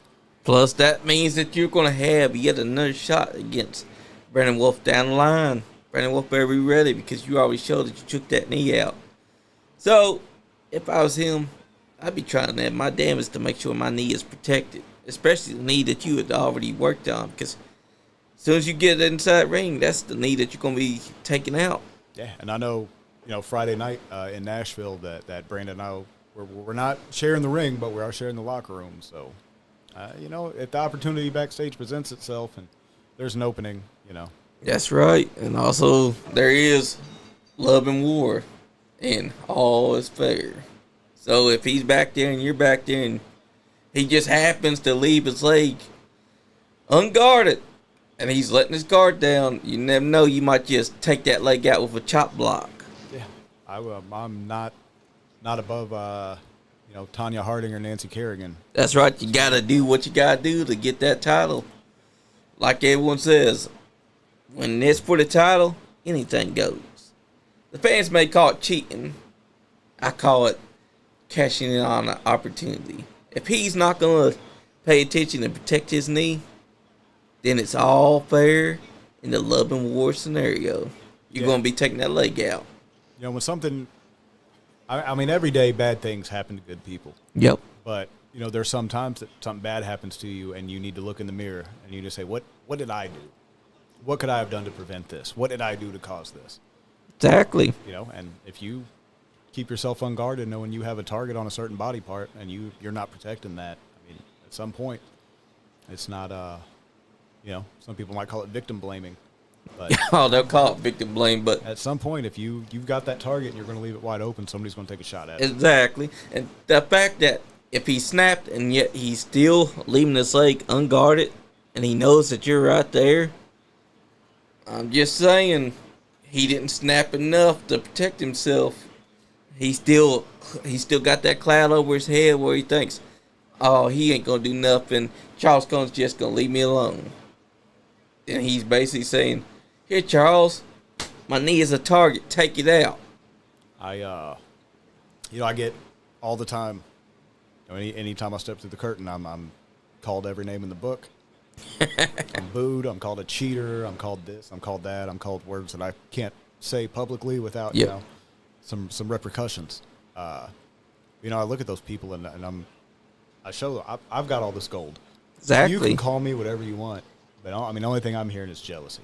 Exactly. You know you don't have it in you. You don't have the guts to do what you need to do to be successful. And that's why you are sitting there on the other side of that barricade, being jealous of me. Exactly. Projecting your insecurities about yourself onto me because you see that I'm probably the biggest success in Kentucky wrestling right now. That's right. 3 belts proves that you are the man right now. And Brandon Wolf, that's another guy that needs to understand. If you want it, you're going to get it. And right now he may have gotten his wins over you. But there's going to be a time when he's going to make that slip up. That one little mistake, that's all it takes. Brandon is the guy right now. He is the man. He has been for a year now. Yep. Like I said, I've kind of told the story when he won the UCW title. Was in Hardin County. Was in my home. Yep. My friends in the crowd. My family out there. And I never had a problem with Brandon Wolf really up until that point. Because I feel like he took something away from me. He took a moment that I could have had, and he took it. And he did. I don't care how many battles, how many bruises, how many scars. That's probably about 3-4 weeks ago, he broke my nose in a cage match in Albany, Kentucky. But he can take away my ability to turn my nose at all. It's completely calloused now. Yeah.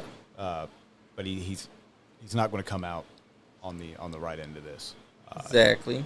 He can be the man right now, but he has to understand that one day he's going to wake up from this dream, and that wake up's going to turn into a nightmare. Exactly, because you're going to take from him what he already took from you. Because that was your hometown that he won that title in. That should have been your moment. And yet, he's going to parade around like it's always been his moment. One day he's going to wake up and he's going to realize Charles Colton was always the better man. Because Charles Colton was always 2 steps ahead. Because you've already proved that you're already 2 steps ahead. You already letting it be known you're not done with him. You're not done until you take that title off him. No, and even if we don't see each other in the ring for, whether it be for the next month, the next year, he has to understand that as long as he has that title around his waist, he's not done with me yet. Exactly. And that, to me, says everything you need to know, because Charles Colton is right now on top of his game.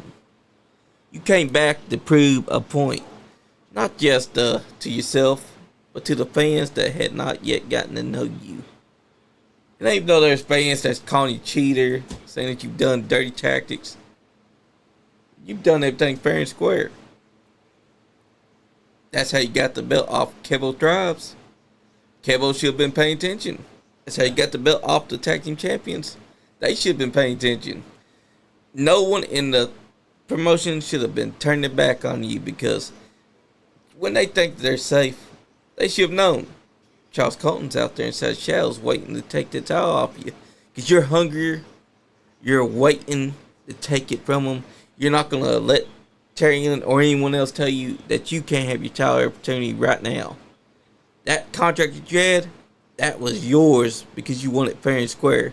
You proved that Kevo Tribes. You may have gotten the title now, but guess what? It's my title, and I have the opportunity. You took it from them. Just like you took back your championship that you lost. They should have known Charles Colton was going to get it back. You may have taken it from him right now, but it's going to be his again, one way or the other. Because he's the champ, and soon to be quadruple. Like I said, I've got plenty of room in the bag. I've got plenty of physical ability to carry That's right. all of those championships around, and it is 100% my goal to do that. That's why you're one of my picks to win the KWF tournament for the crowning moment of the KWF Heavyweight Champion. Because you've seen the belt. It's a beautiful thing. Gorgeous. And it's going to look even better when it's on Charles Colton's shoulder. Because I have a feeling that you have what it takes to go all the way to that final match. 1 versus 1. Wherever it's going to be against you, I better come ready, because Charles Colton's already proved that he's hungrier. You'll do whatever it takes to get that title, because that's what you should be doing when you're after code. Yeah. So anybody you know, like I said, that wants to question my tactics, you know, look at your children and ask yourself how far you'd go to make sure they're taken care of. Exactly. And there's not a limit for me. Exactly. And the more gold I have on my waist, the better I can take care of them. You damn straight. And what they say about wrestling, sometimes camaraderie is the funnest times. Because when you're traveling the roads, you got great stories. You got any with Trace Evans? Oh. Me and Trace Evans have a lot of stories. A lot that I probably shouldn't share here. But no, any time that he and I are on the road together is always surreal.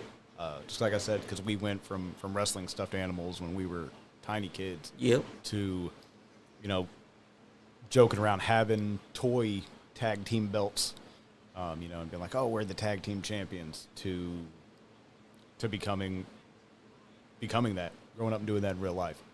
So it's always surreal because it is something that, you know, that we legitimately did dream about and we really are living now. Exactly. Because y'all built a storyline together. Y'all built camaraderie. Y'all built y'all's friendship, brotherhood. Blood is thicker than water, but you made him your actual brother. Because y'all been together from day one. Yeah. Yeah, and so, truth be told, Trace hates riding with me. Yeah. Just because I'm always, you know, like, all right, we're going to leave early because I'm a shopper. Yeah. So I'm like, all right, so look, we're going to leave. There's a mall 30 minutes from the building. There's a Target 15 minutes from the building. So if we leave this much early, I got this much time to stop. And he's like, can we just get to the show?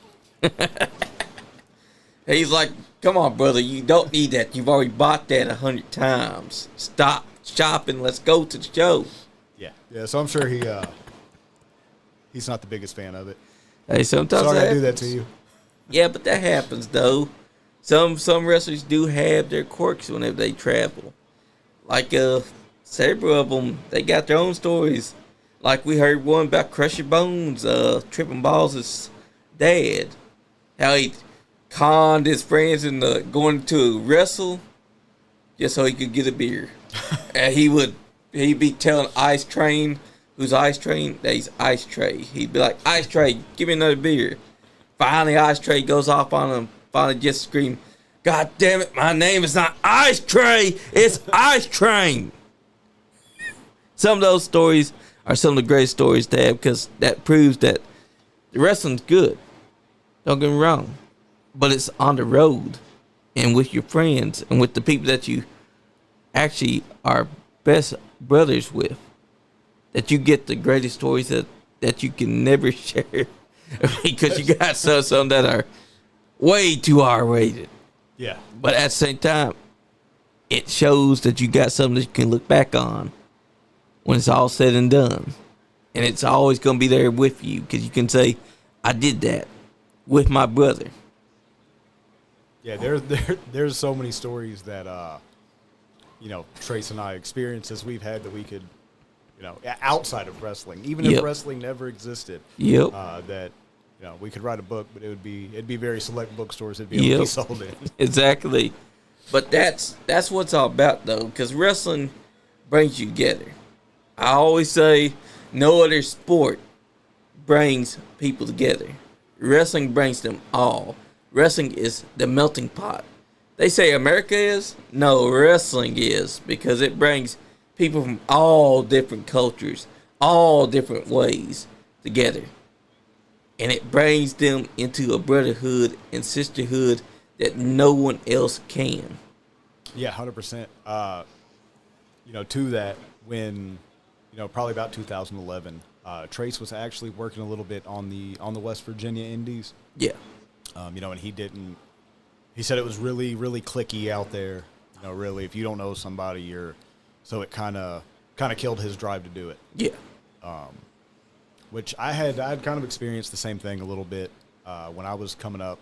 There was, you know, you still had a lot of old timers hanging around, which no disrespect to them, but just being so much younger, what I looked at in wrestling, what I was a fan of in wrestling, and I wanted to portray, you know, didn't line up with what a lot of the guys in the locker room were wanting to do and what they had seen and experienced. You know, and you had a little bit of that time overlap of Exactly. because wrestling evolves. It does. Always evolving. There, you know, before we had started recording, we were talking about, you know, some bigger level wrestling shows, and then, you know, it's like, not a fan of how they do this or do that. But, you know, just because I'm not a fan of it doesn't mean others say. That there's not a market for everything. That's true, because wrestling is the one place with a different canvas for everyone. Yeah. All paints can be applied. It's like we had talked in a group chat on Facebook a couple months ago, me and some other wrestlers, about how wrestling it's Baskin Robbins. Yep. There's 31 flavors, and you might not like all of them, but all 31 of them are going to sell. Exactly. And the old timers that do complain that usually it's not even the ones that's good.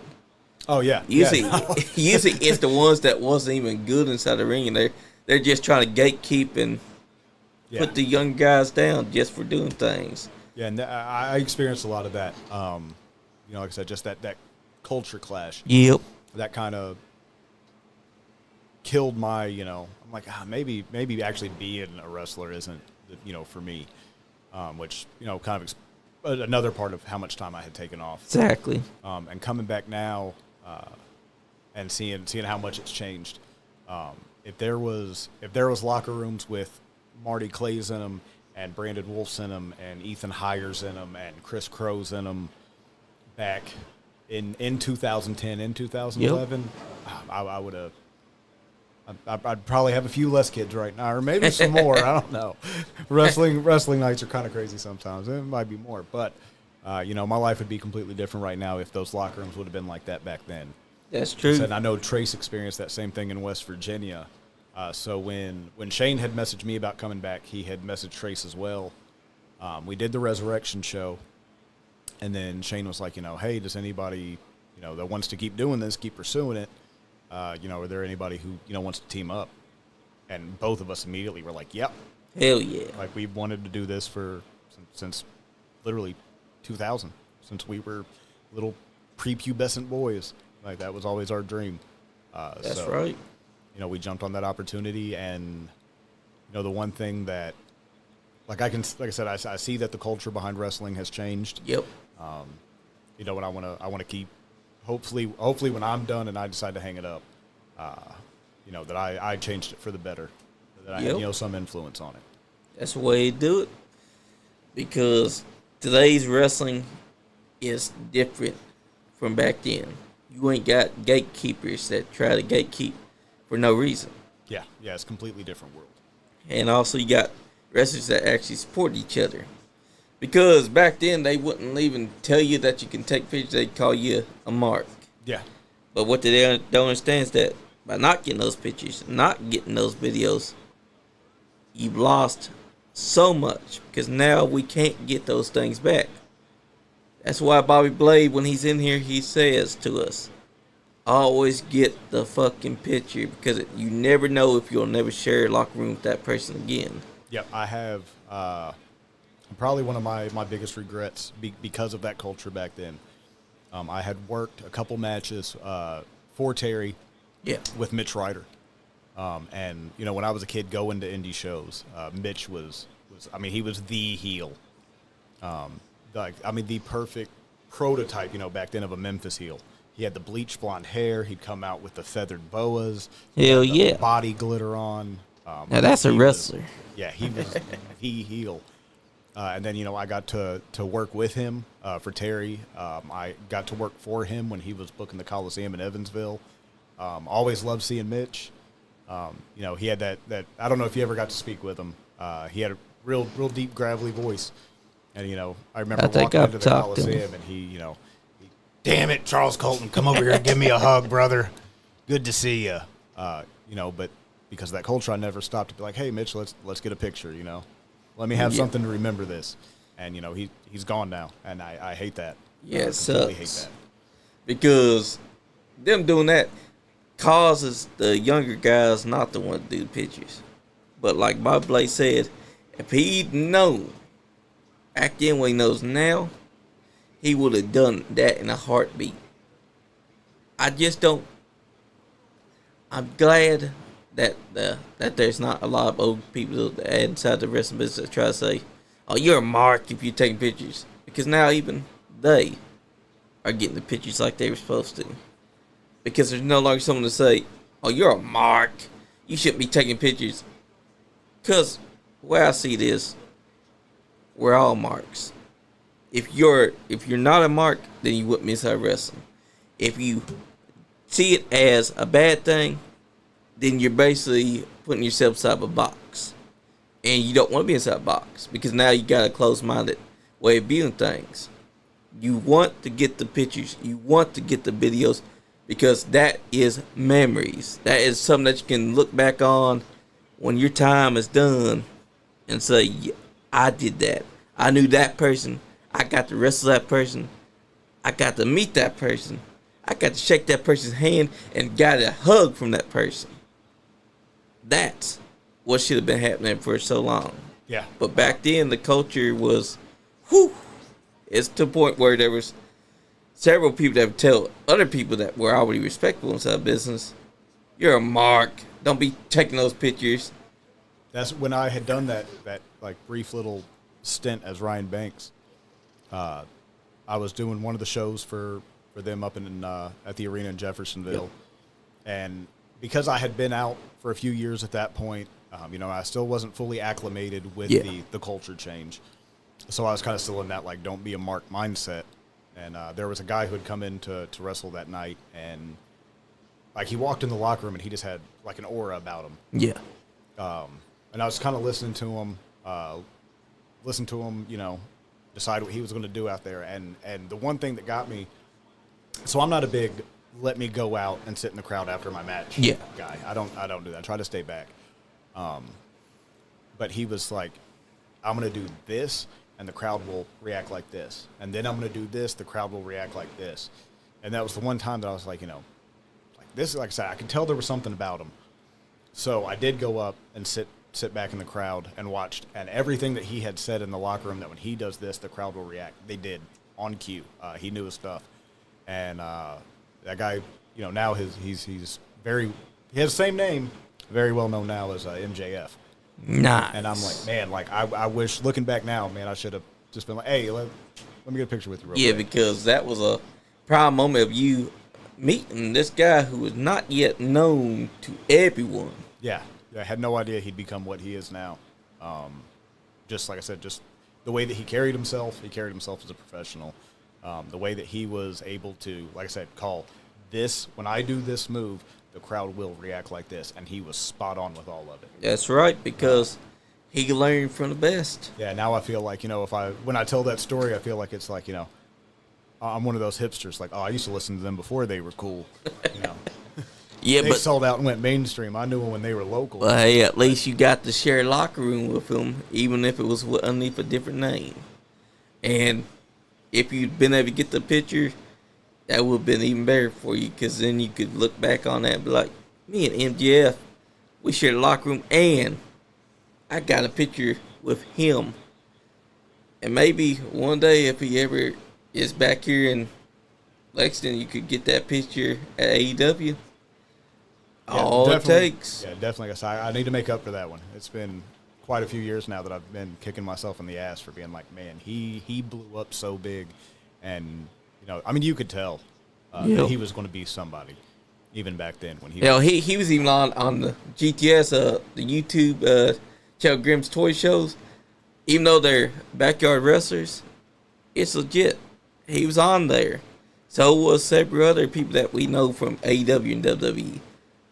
That right there just shows you that they were on to something before they became big stars. MJF, one of the prime example, went from being what he is on the independents to now being one of the biggest stars in AEW. Yeah. I mean, he knocked it out of the park. I mean, completely. And that was one, So, and that's why, I love, not for like a person like, "Oh, you're going to be a star one day," so I can say I have famous friends. Like being in the locker room with Marty Clay, he's just a great guy. Somebody, I get along really well with. maybe not in the ring. We may have done some works in the ring, outside the ring. He's definitely somebody I gel with really well. And like I said, I can look at him and know he's going to be the same way. That's right. Like, yep, that's going to be the next. That's why you get the pictures. That way, down the line, when it's all said and done, you can look back at those pictures. He saved John Cena once. He did? Yeah. I saw that. Yeah, I heard that's his new pickup line. It is. Every meets a girl, like, hey, I saved John Cena once. That's right. That's how I introduce him. John Cena had to. Now. Yeah, John Cena had to be saved. I can't believe that happened, but Marty Clay came out there and single-handedly held R-Truth back. And I was like, wow. Come to think of it, now that we mention it, Marty Clay saved John Cena that night. Kevo Thrives was also one of the security guards that saved John Cena that night. That's true. And I've got wins over both of them, so I think we need Colton versus Cena before he retires. Yeah, we do, because think about it. That's just the marquee match. That's got to be next. Exactly. We got to see John Cena, but hey, you might have already fought John Cena because, we can't see him. That's true. That's true. And, in wrestling, you can wrestle the Invisible Man and get it over. Yeah, see, Cornette hates on that all the time, but I mean, he does. But what he needs to understand, that might have been John Cena, and he developed him. So exactly, yeah. And also Cornette should take credit for that. What Cornette also needs to understand is that anything in wrestling can work. You can wrestle a broom and get that over. You can wrestle the Invisible Man 20 times, that'll get over. You can wrestle the blow-up doll that they wrestle in Japan, and it gets over because it's one guy proving that he is doing his best work because he is making the crowd believe that this doll is kicking his ass. And the fans are behind it because they are investing into it. What Cornette needs to understand is that wrestling is the melting pot. It has different styles, different flavors of ice cream. And this is just one of those many ice cream flavors that can and will work if the wrestler that's involved is putting into it 100% committed. Yeah, 100%. I think if you're good enough, you can have a good match and get anybody over. Exactly. Except for James Kendrick. Yeah. Hey, I don't know anybody good enough to do that, but that's true. But that's kind of also what John Cena is. People for years said they couldn't wrestle, but this man could wrestle. It's just that he followed the Hulk Hogan formula. Yeah, 100%. There's 100 more moves that I can do, that I used to do. Yeah. Because they were flashy and they were cool. And, yep. And the crowd loved to see it. And then I realized, less is more. I didn't do that move in that match, and I still won. So do That's I really right. need it? And also the crowd, they react because you're letting your moves breathe. By doing flashier moves, the crowd does not react because they've already seen it 100 times. But, like Okada and Kenny Omega proved last night, every other match had superplexes, super kicks, and all that. All they had was a DDT spot on the announce table. And it had the crowd excited and eating out of the palm of their hands. Because less is more is really the best. Because the way I look at it is, let the young guys do their fast-paced stuff. But sooner or later, they're going to realize, oh shit, the crowd reacted more to my one drop kick than they did my several thousand ones that I've done this match. So then they're going to realize, all right, I'm going to start doing one drop kick per match. I'm going to start doing one head scissors per match. And they'll just come together for them. Because no matter what people say, that style ain't dead. Memphis wrestling, that style ain't dead. All styles of wrestling can work. Just gotta follow it with logic and understanding. Yeah, you look, the biggest era of wrestling ever, the late 90s. And, don't get me wrong, I'm a big fan of going back. I was a fan of watching it then, going back now and watch it, still a fan. When you had the cruiserweights on Nitro that were doing, just these insane, lucha spots and the stuff from Japan. And, you had Kidman doing the shooting star. Yep. Rey Mysterio doing everything. Blitzkrieg, who was, completely underrated and forgotten about, and everybody if you're a fan of that style of wrestling, go back and he only wrestled for like 2 years. Yeah, Go you gotta back check and him find out. as much Blitzkrieg stuff from that 2-year period you can. But then you flipped a channel, and The Rock did an elbow drop and became the biggest star in the world off of it. Yep. And the elbow drop was just to pop Undertaker. Yeah, Because and they became were the trying. biggest- became the biggest star in the world because of it. Yep. And even his rock bottom, all it is a side slam that he's doing. But Yeah. he does his more flashier. He'll take the leg and he'll have his legs back behind him as he's doing the side slam. And it just adds emphasis to it. Stone Cold Steve Austin, prime example. He was at one point able to do high flying stuff. And then after his neck injury, he gave his style that brawler style where he's just throwing punches, and that was working because the fans, they latched on to that. He felt like a real pissed off employee that wanted to beat the hell out of his boss. Yeah, that's so something I completely hate reading on the internet. Is like, oh, WWE watered this guy down. For example, AJ Styles. Yeah. I see that all the time. And if you look, at AJ now versus AJ, in 2005, his matches with Daniels and Samoa Joe, it is a completely different wrestler. It is.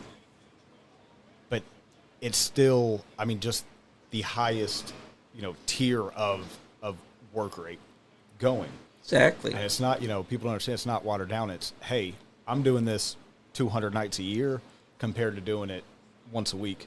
Yep. That's going to wear and tear on your body a lot quicker. And also he's smarter because he's understanding that less is more, and it's helping him have a longer career before he hangs it up. Because soon he will be hanging it up. And by working less is more, it's helping him to prolong. Yeah, I think there's, you look at the guys who were going through like the 80s, into the 90s, and they were, 50 years old, Yep. and they were completely crippled. And I think the business has changed now, and the guys are a lot smarter. So when you have somebody like AJ, who's probably, 47, 48 Yep. now? He's close and to it. can still go. So I hate hearing that term of watered down. I hate that Nothing's too. watered down. It's working smarter. Exactly. Work smarter, not harder. And that's what AJ Styles does. No one's watered down. Like Austin, he was not watered down. He came to WWF, he was doing high octane, but then he slowed it down and it started gravitating the fans. Same thing with Brian Pillman. Brian Pillman is the smartest man in wrestling because he worked WCW's Eric Bischoff by telling him, how about you fake fire me? I go to ECW. I do my thing there. I'll come back to your company. What happened? He pulled the ultimate swerve, bro. He ended up in WWF as his loose cannon gimmick, and it was smooth sailing from there until he passed away in 1997. Yeah, unfortunately. that's another one that I feel like doesn't get talked about enough. He don't. And he was one of those guys that was doing high flying. That's why he was called Flying Brian Pillman before he was loose cannon Brian Pillman. Yeah, he's fantastic, phenomenal worker. Exactly. I'd love to see his son go far. Me too. And his son was actually working for New South. That's where I first met him. Because at the time of watching him at AEW, I was like, he's doing too much and it's going to ruin him before he ever reaches a bigger level. And then sometime in 2023, 2024, that's when I found out that he was signed to NXT. I was like, oh, he's playing 2D chess while everyone else was playing 1D. Yeah, he essentially did what his dad did. Yep. Get out here and jump over real quick. And he did a smart thing by having the name Lexus King, because what it is that he doesn't want to be defined by his father's shadow. He wants to make a name for himself. Just like, even though Dustin Reynolds hates it, Goldust helped him define himself out of Dusty's shadow. Yeah. Because for the longest time there, he was in his dad's shadow because he was trying everything in the world to be like his dad. But Goldust allowed him to break free of that shackle. And I personally believe that that is one of his best characters because it allows him to explore what he can do. Not only was he wrestling at the peak, he was exploring who Dustin Reynolds could be. And if you look at how he was as the natural, with just the black tights, the cowboy boots. Yep. And then when he became Goldust, that character, and everything he's done since then, Black Rain, his current iteration in AEW is still all callbacks to the Goldust character. And he's up there, in age, and still, because he understands how to work. No, he's not doing the 800 super kicks and 9 Canadian destroyers in a row, and he's still putting on some of the most captivating matches right now because he knows how to tell that story. That's right. And that's one of the things that people and that are fans, especially, got to understand. Just because the wrestler's not doing the moves that you saw them do before when they were younger, doesn't mean that they're watered down. It just means that they got smarter and they're using every bit that counts. And that's going to help them prolong them having to retire. Because if they were doing it 100 times per weeks, they would have already been retired. Yeah, there was, I used to in all my matches, I would at some point, inevitably during the match, Flair had like the get thrown off the top and he'd climb up. Yeah, everybody had that one move that they could never hit. And I would, in every match, I'd miss a swanton. Yeah. And every match, I'd miss that and would immediately get dizzy, be in the back, have like really bad vertigo, which I'm not a doctor. I never got diagnosed. I'm assuming it was probably just like small concussions every time from hitting the back of my head. And at some point, I'll give 100% credit to my wife, who said, "Stop doing that now. Nice. Don't do it again." And I'm like, she's right like, too. It's always a good reaction, like it always. And she's like, "Nope, don't care." So I quit doing it, and nothing has changed in the matches as far as crowd reaction or work rate or anything from removing that. But I'm feeling a lot healthier. I'm not dizzy after every match. I'm not sitting in the locker room and my eyes are darting back and forth. I can't get them to focus on anything. Exactly, because that's what it's all about. You had that move. You were afraid to get rid of it because it was making a big pop. But once you dish it, you're like, oh, that's cool. Because now you realize it don't matter if I get rid of a move. The fans will eat up anything I do because I've got them eating out of the palm of my hand, which is the facts. Yeah, and it's okay to, to have, especially when you're young, you're just trying to establish yourself, have that flashy move set and have all that. But know when you've gotten yourself as a person over enough that you don't need. That's right. When you gotta trim the fat on the moveset, because I know they hate moveset being used, but that's what it is. You got a moveset, and one of those moves may not fit what you want to happen at the time, so it's okay to trim that fat off there and condense it to at least 10 or 12 moves that you do. Because the fans will eat it up no matter what. Because the fans, they gravitate to that. I found that fans are more likely to love everything you do if you're just doing that. Because you're taking your time in between those moves to interact with them. I've seen young guys that will be doing those flashy moves, but they don't take the time to stop after one move and get the fans to either be pissed off at them or show love to the fans. Yeah. It's like, I always consider it like, McDonald's has, the red and yellow, the bright colors, the commercials, the Ronald McDonald, the clown, and they're, a billion hamburgers served. But then you got, Ruth's Chris Steakhouse, who doesn't have TV commercials, but you know who they are, and they sell their brand on, it's a quality product. Exactly. And it's okay, when you're starting out to be McDonald's, to have all the flash and all the color and the pizzazz. You have to know when you've established yourself enough that you can sell yourself just off of your brand. That's right. And I think, that's what said people consider, oh, that's watered down. No, that's, if you're a wrestler, your body is a business. It's the investment you make, and that's what you're trying to make money off of. Facts. And you have to know when that, when it's time to evolve that business, when it's time to take that investment and say, okay, now I'm selling it as a brand. You know, you don't see car commercials for Lamborghini, but you know when you see one, you know what you're looking at. Exactly. And I think a lot of people miss that, you know, miss that boat and miss when that moment is that you could start selling yourself from your brand. And that's why you get guys, you know, who still want to go 100 miles an hour, and now they're injury prone. Now they're on the shelf all the time. And that's why they slow that down. They need to realize that it's okay to stop some moves that you used to do, because the fans will love you no matter what. It's all about building up your brand and building up who you are to them. Because look at Undertaker. In his younger years as the Undertaker character, he was doing moves that he doesn't do now. Like a jumping choke slam they do. Where instead of jumping, he would actually catch him and fall down with him after he throws him to the ropes. Or he would be doing a leaping drop kick.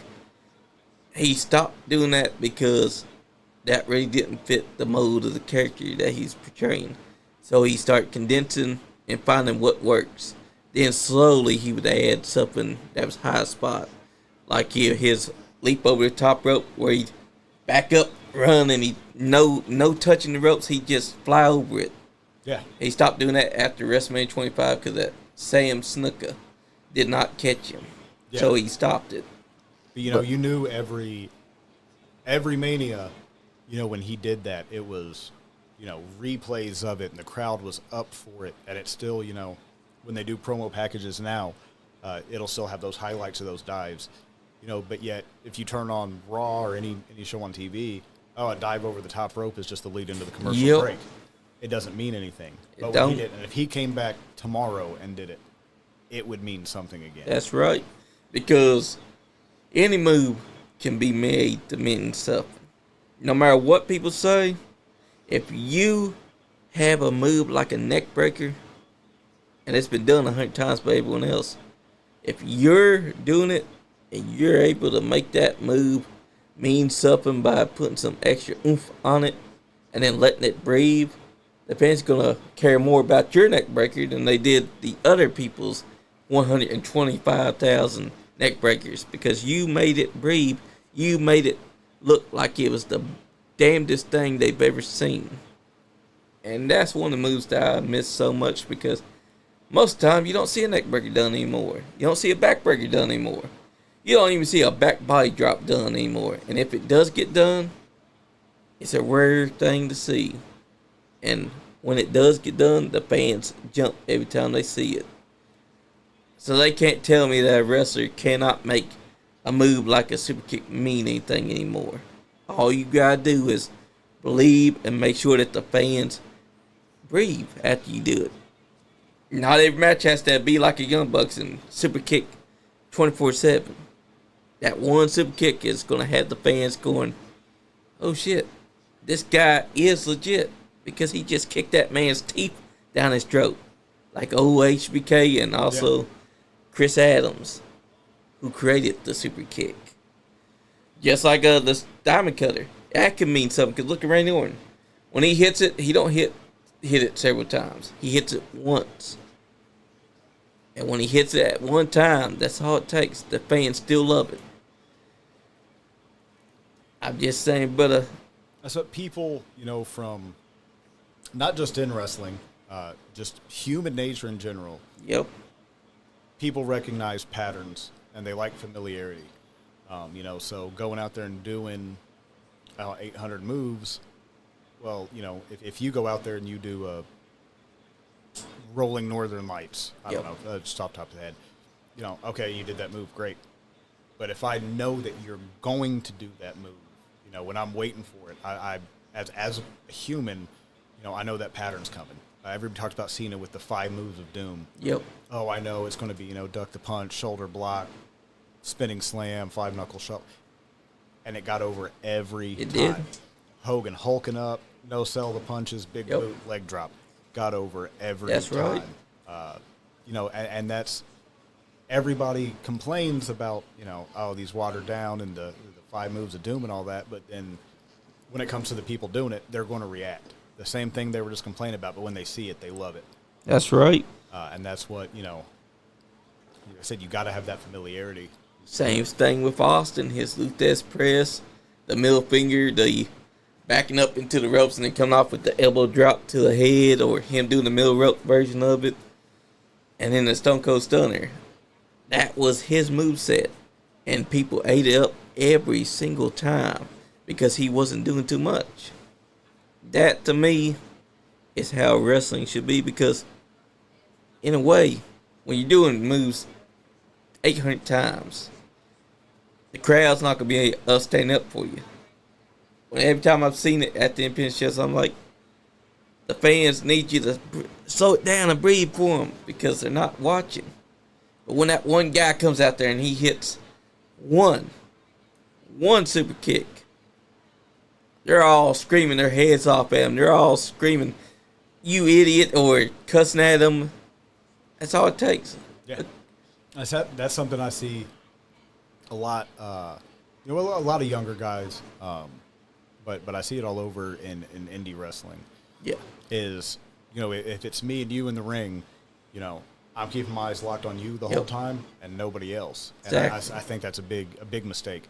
There's 200 sets of eyes in the crowd watching. Exactly. You. Make eye contact with them. Exactly. That's one of the biggest rules of wrestling. You're not there to entertain the boys side back. You're there to make sure that the fans that's around that ring, that they're engaged with what you're doing. Because if you have to ask the boys in the back if you did good, you're doing it wrong. You want the fans there to tell you you're doing it right. If you're doing it right, the fans will be reacting. And that's one of the things that a lot of wrestlers forget. Like, if they realize that the fans that's out there are gauging what you're doing something right. But if you're trying to just pop the boys side back and ask them if you're doing right, then you're doing it wrong. You're doing it all for the wrong reasons. Yeah, one of the smartest things I ever heard was from Al Snow. And he was like, you go out there and you're trying to do something in your match to make the boys in the back react. Well, guess what? While you're in the ring, they're not watching your match. They're trying to come up with something to make you react when you're watching them later. Exactly. He's like, it's a self-defeating cycle. Exactly. And I 100% agree with that. There's even going back, we were talking about the people's elbow. Yeah.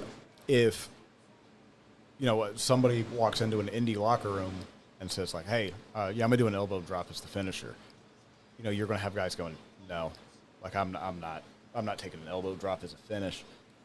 But because one guy got it over, if The Rock walks into a locker room and says, "My finish is the people's elbow," it's like, yes, it is. Like That's right. That's I think a lot of guys forget, that as independent wrestlers, we're not on TV every week. So inevitably, no matter how many shows you do, there's going to be somebody in the crowd who's never seen you before and doesn't know who you are. And I think you have to approach every match knowing that, with that in your mind of, let me go out here and even if it is that pattern, that repetition, establish so that everybody knows who I am. Yep. Whether it's somebody who's seen me 100 times or it's this person's first time. Yep. They're going to know immediately, okay, this is who this is. Am I going to like this guy? Am I not going to like this guy? Am I going to cheer? Am I going to boo? Exactly. Who is this? And it's just like if you're wrestling in front of 10 people or one person. If you're doing that for that person, they're going to remember what you've done, and they're going to tell and spread the word to everyone else. I will never understand those that detract from that, because what the guy understands that not every show is going to have 800 or 600 people. But it don't matter, because if you go out there and you wrestle in front of that person or those people, you are essentially getting your brand over. Yeah. You're making those people know, oh shit, these guys are legit.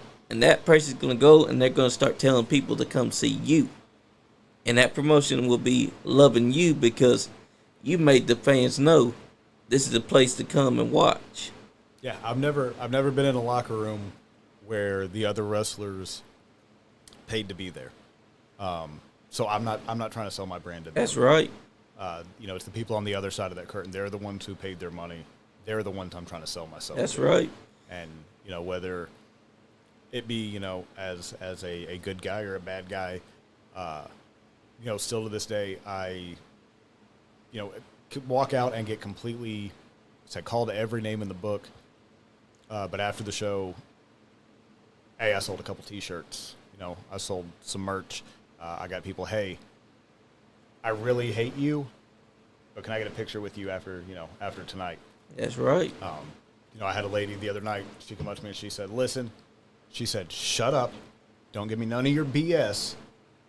But can you sign this picture of yourself for me real quick? And I said, I'll do one of the two. I said, I'll sign the picture. I said, but I'm not going to shut up. And she was like, okay, that's fine. And, I think that's part of establishing that. Part of, like I said, treating everybody like this is their first time seeing you and letting them know, okay, this is who I am, cementing that stuff. That's right. Or cementing yourself with them. That's exactly right, because you want the person to know who Charles Colton is. Rather it be heel or face. If you're a heel, you're still going to be talking your shit to them while signing their stuff. When you're babyface, you're kissing babies, you're shaking hands, goodest person of them all. But you're still selling them on who you are. That's exactly the same schematic that guys like Stone Cold Steve Austin, Hulk Hogan, Undertaker, Mankind, all those guys sold the people on who they are, and that's the reason why they bought what they were doing. That's what you've been doing. You've been selling those guys, those fans, those women on who Charles Colton is as a heel or babyface. And for that, people like Terry England, Brandon T. Wilson, they love you. And can you believe it? We've been on here 2 hours. Has it been already? Yep. Oh, that. I told That you it went quick. flies. Yeah, that went quick. You want to give me goodbyes, brother? Yeah. If Sharon, Samara, Sierra, Sadie, if y'all are still watching, I love you. I will be home soon. Appreciate everybody watching. I will be. Give me 1 second. Let me pull the schedule out here. That's right. I will plug some shows real quick if you don't mind. Hell yeah, plug them away, brother. This Friday, the 18th, I will be in Gladeville, Tennessee for PWA. Sunday, I will be in Benton, Kentucky for USWF. And then on the 23rd, I will be with Triple Crown Wrestling in Paducah. Paducah, Kentucky. Then on Friday and Saturday, July 25th and 26th, I will be in Somerset and Harrisburg. So I will be all over 2 different states over the next week. So I'm going to be somewhere near you. Come out, watch the show. That's right. Enjoy it. Guys, thank you for tuning in on this early episode on a Sunday evening. I had to get this chance with Charles Colton because I saw him. I've been wanting to get him onto the show, and a weekend was the best time to do it. You can tune in tonight because we're going to be going live again for the WWE Evolution Watch Party, which will be hosted by Calamity Jayne. So, guys, I only got one thing to say to y'all. If you're not having fun, you ain't getting none. Damn Skippy. Yeet yeet. Nice guy.